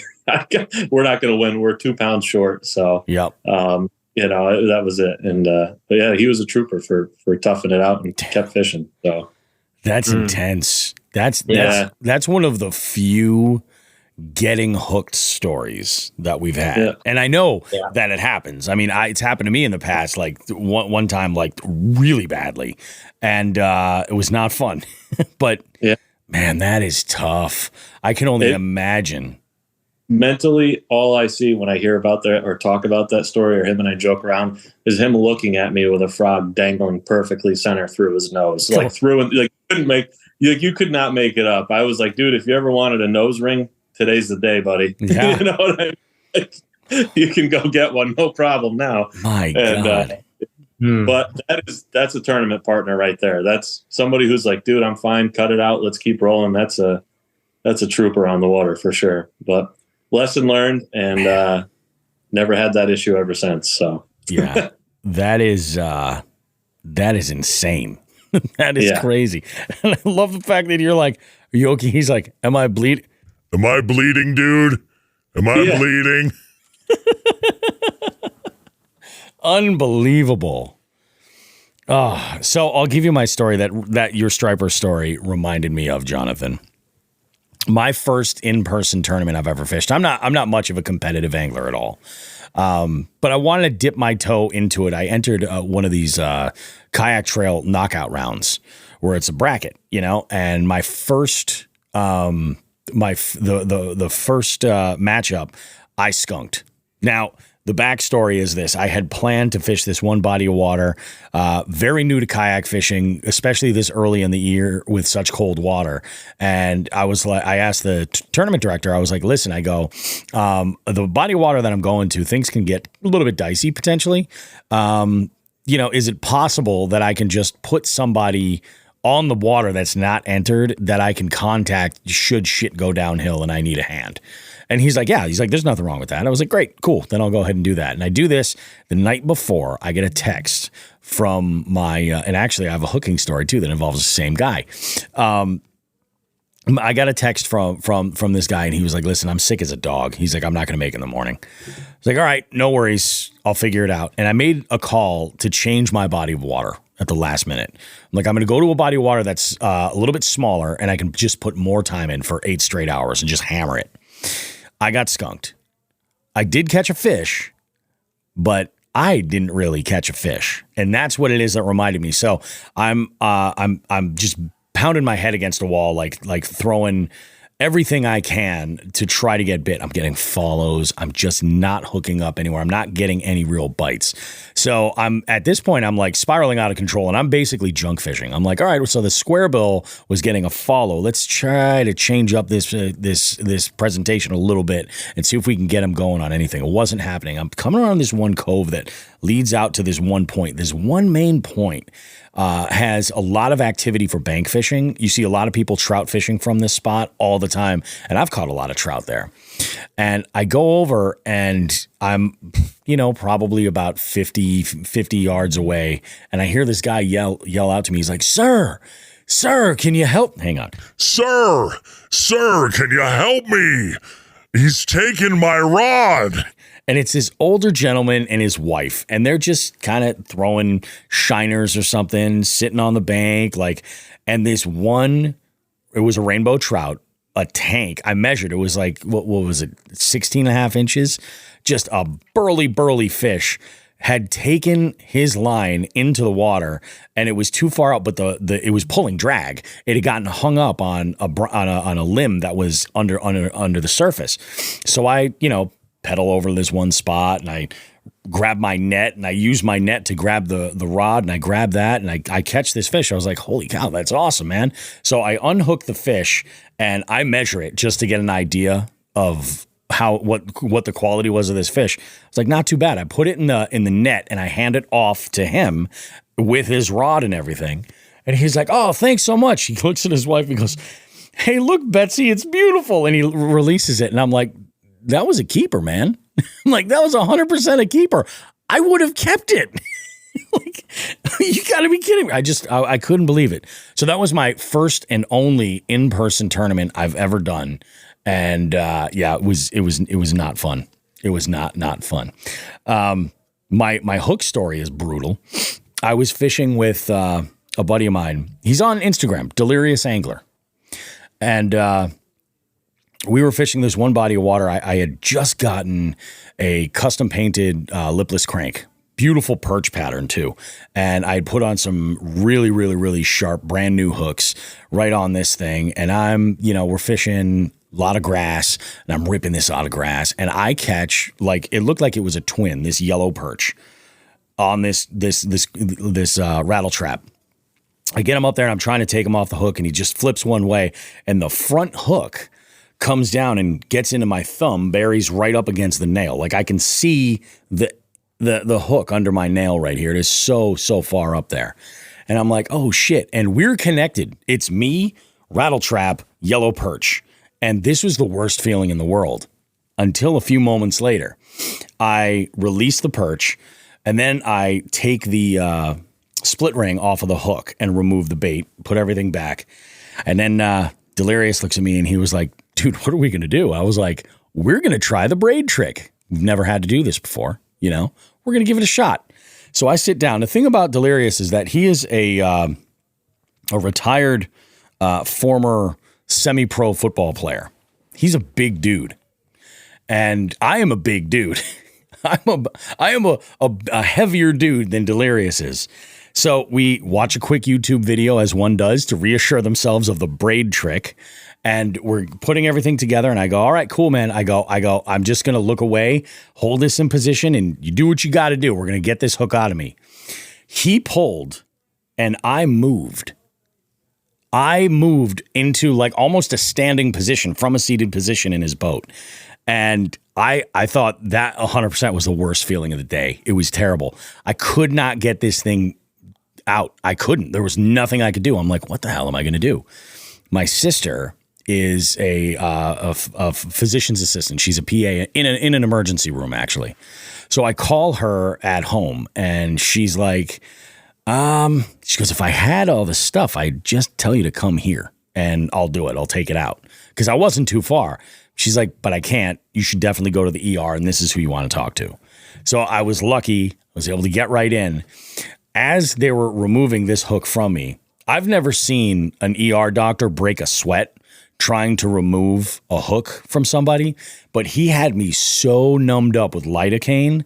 And I was talking with somebody else who was, I don't know if it was like an intern or somebody, but she was like, I've never seen somebody do this. Do you mind if I sit here and watch, and I'll ask you some of these questions for the paperwork while this is going on? And I'm intentionally not looking at what's going on, but the grimacing that was happening on her face as she was watching, like he had to like leverage himself on the gurney I was sitting on to try to rip this hook out. Finally got out. I was like, you've got to be kidding me. It was ridiculous. It was so far up there. He's like, I think it was like hung up in some bone or something. I don't know. I'm like, geez. Yeah. Epic fails, boys. Epic fails for all. I appreciate you guys coming on the show, talking about the Knee Knocker, talking about Martin's baits, Martin's custom baits, just in general. I'm looking forward to the release of this. We have so this show is going to come out, and it's going to be a week after, basically, and the 16th is the date. You can get your Knee Knocker on martinscustombaits.com, and I highly recommend you guys go and check them out. We've got Jonathan's got some custom colors that are in there. I mean, you know, get them while they're hot. And yeah, absolutely. If you guys want to go ahead and just drop for our listeners on where folks can follow up with each of you as far as social media, stuff like that. If you have any promo codes or anything you want to drop, absolutely go for it. Well, you guys can find me on my social media pages. I'm on all of them. It's Jonathan Kelley Fishing. My Instagram is JTK Fishing, but no matter what you search, if you search Jonathan Kelley Fishing, Instagram, Facebook, TikTok, YouTube, you will find me as well. And then you can use JTK23 when you do go to order the Knee Knocker when it does release on Martin's Custom Baits website. Awesome, man. I love it. Steven, how about you? Yeah, so you could catch us at at Martin's Custom Baits, our Instagram handle. We're also on Facebook, Martin's Custom Baits LLC. Website www.martinscustombaits.com. If you need to contact us, my email's right on there personally. Steve@martinscustombaits.com. Everything we have is up on the website for sale. The Knee Knockers will be on there. Yeah, if any customers, if you see something on the website, or if you have a question about product, if you don't see something on there yet, whatever, you need to reach out. Also email me, steve@martinscustombaits.com. You'll get a response from me directly. So either which way you reach out. But otherwise, you'll be able to see everything up on our website that's there now, plus the Knee Knockers on the 16th. It's freaking awesome, man. I'm looking forward to it. I'm stoked. I can't wait to check out the Knee Knocker. I'll probably be putting in an order for a handful of different baits as well. Awesome, gentlemen. Thank you so much for being part of the show. If Jonathan, if you could do me a favor, just send me, you can DM it on Instagram, or you can email me if you want. I need a picture of you just holding an absolute tank or a couple of tanks, and we'll use it for the artwork for this episode. Okay. And then what I'll do is, Steve, I'll put a Martin's Custom Baits logo on the episode as well. That's perfect. That's perfect. That works. Yeah. Thank you, Rob. Thank you very much for squeezing us in and helping out. I really appreciate everything. And Jonathan, thank you very much too. I'm glad to. Of course. This is a fantastic interview, man. And it's going to drop on the 10th. So awesome. it'll be pretty awesome. Looking forward to it, guys. Can't wait. Thanks again, buddy. Have a good one, man. I'm going to go drop the kayak in for a few hours. There you go. Have a good one, guys. Take care, man. Bye-bye.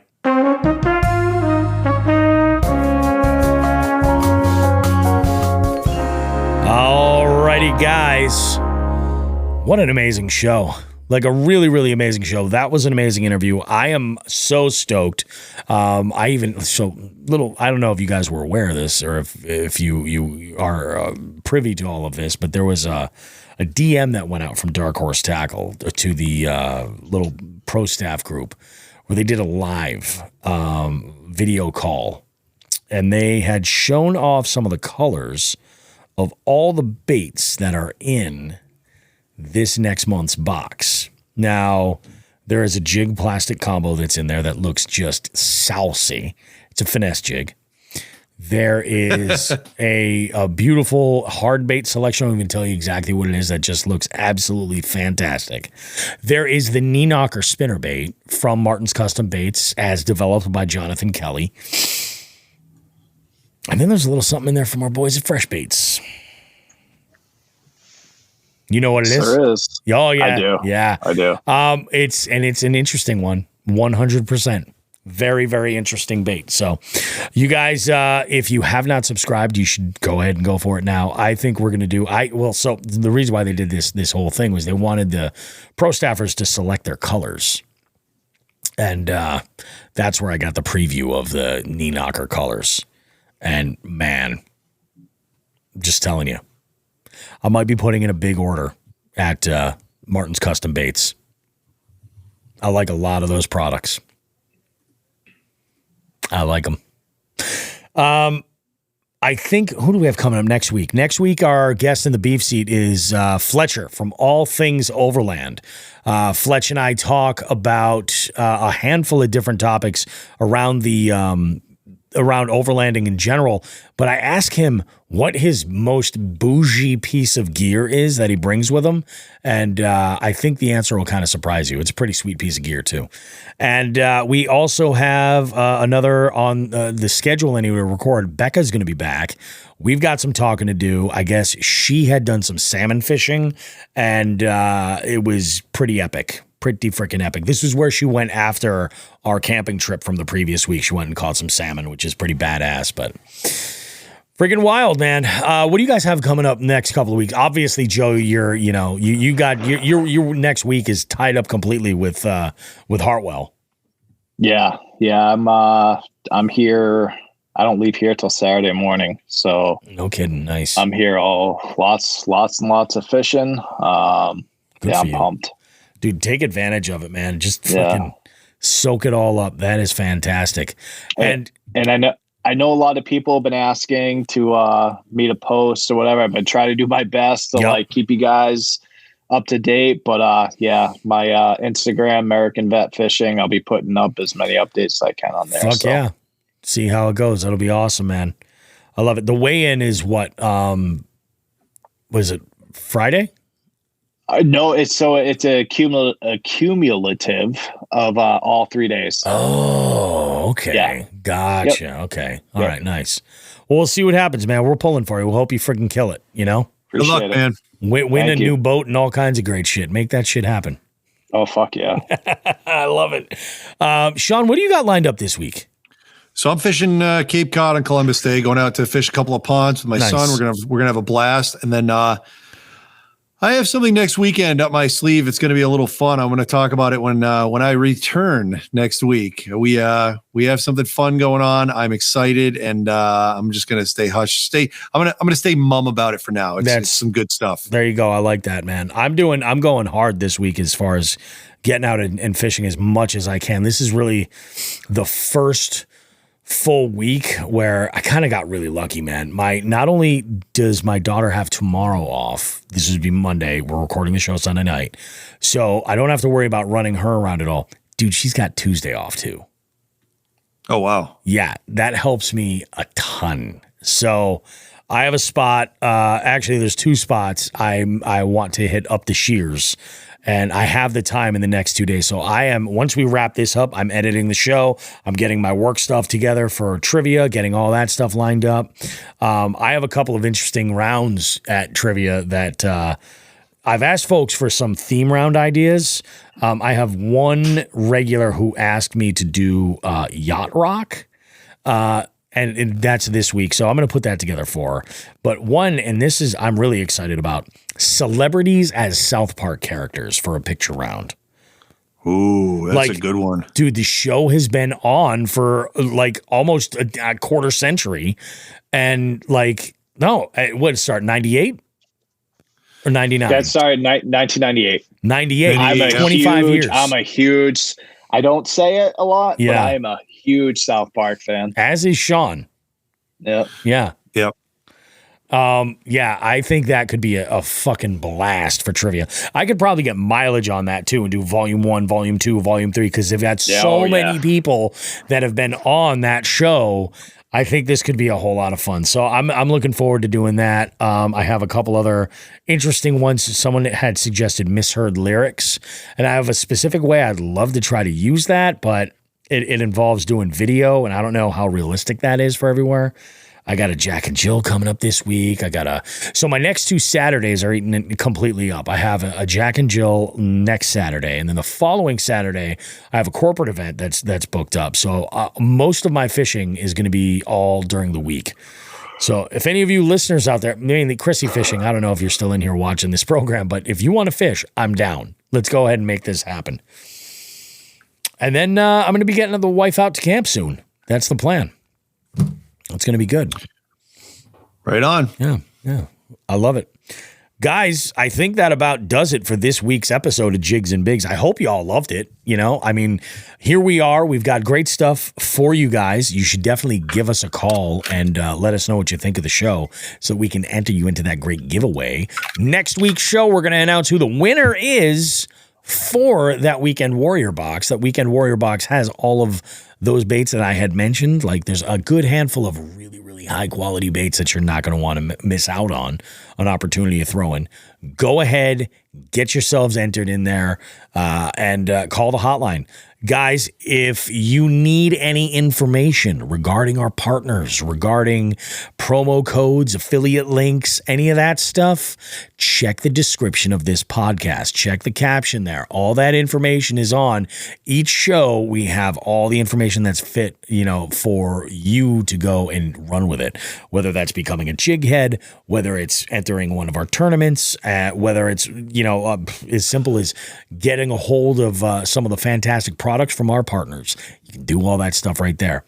On behalf of Shawn the Fisherman and who the fuck is Joe Brown, I am the one and only Bobby Roast Beef. Guys, thanks again for listening to this show. Remember, we'll see you in 7 days. If you're catching fish, tag us in your posts so that we know what's going on. Remember, hook us up with a review over at Apple Podcasts primarily.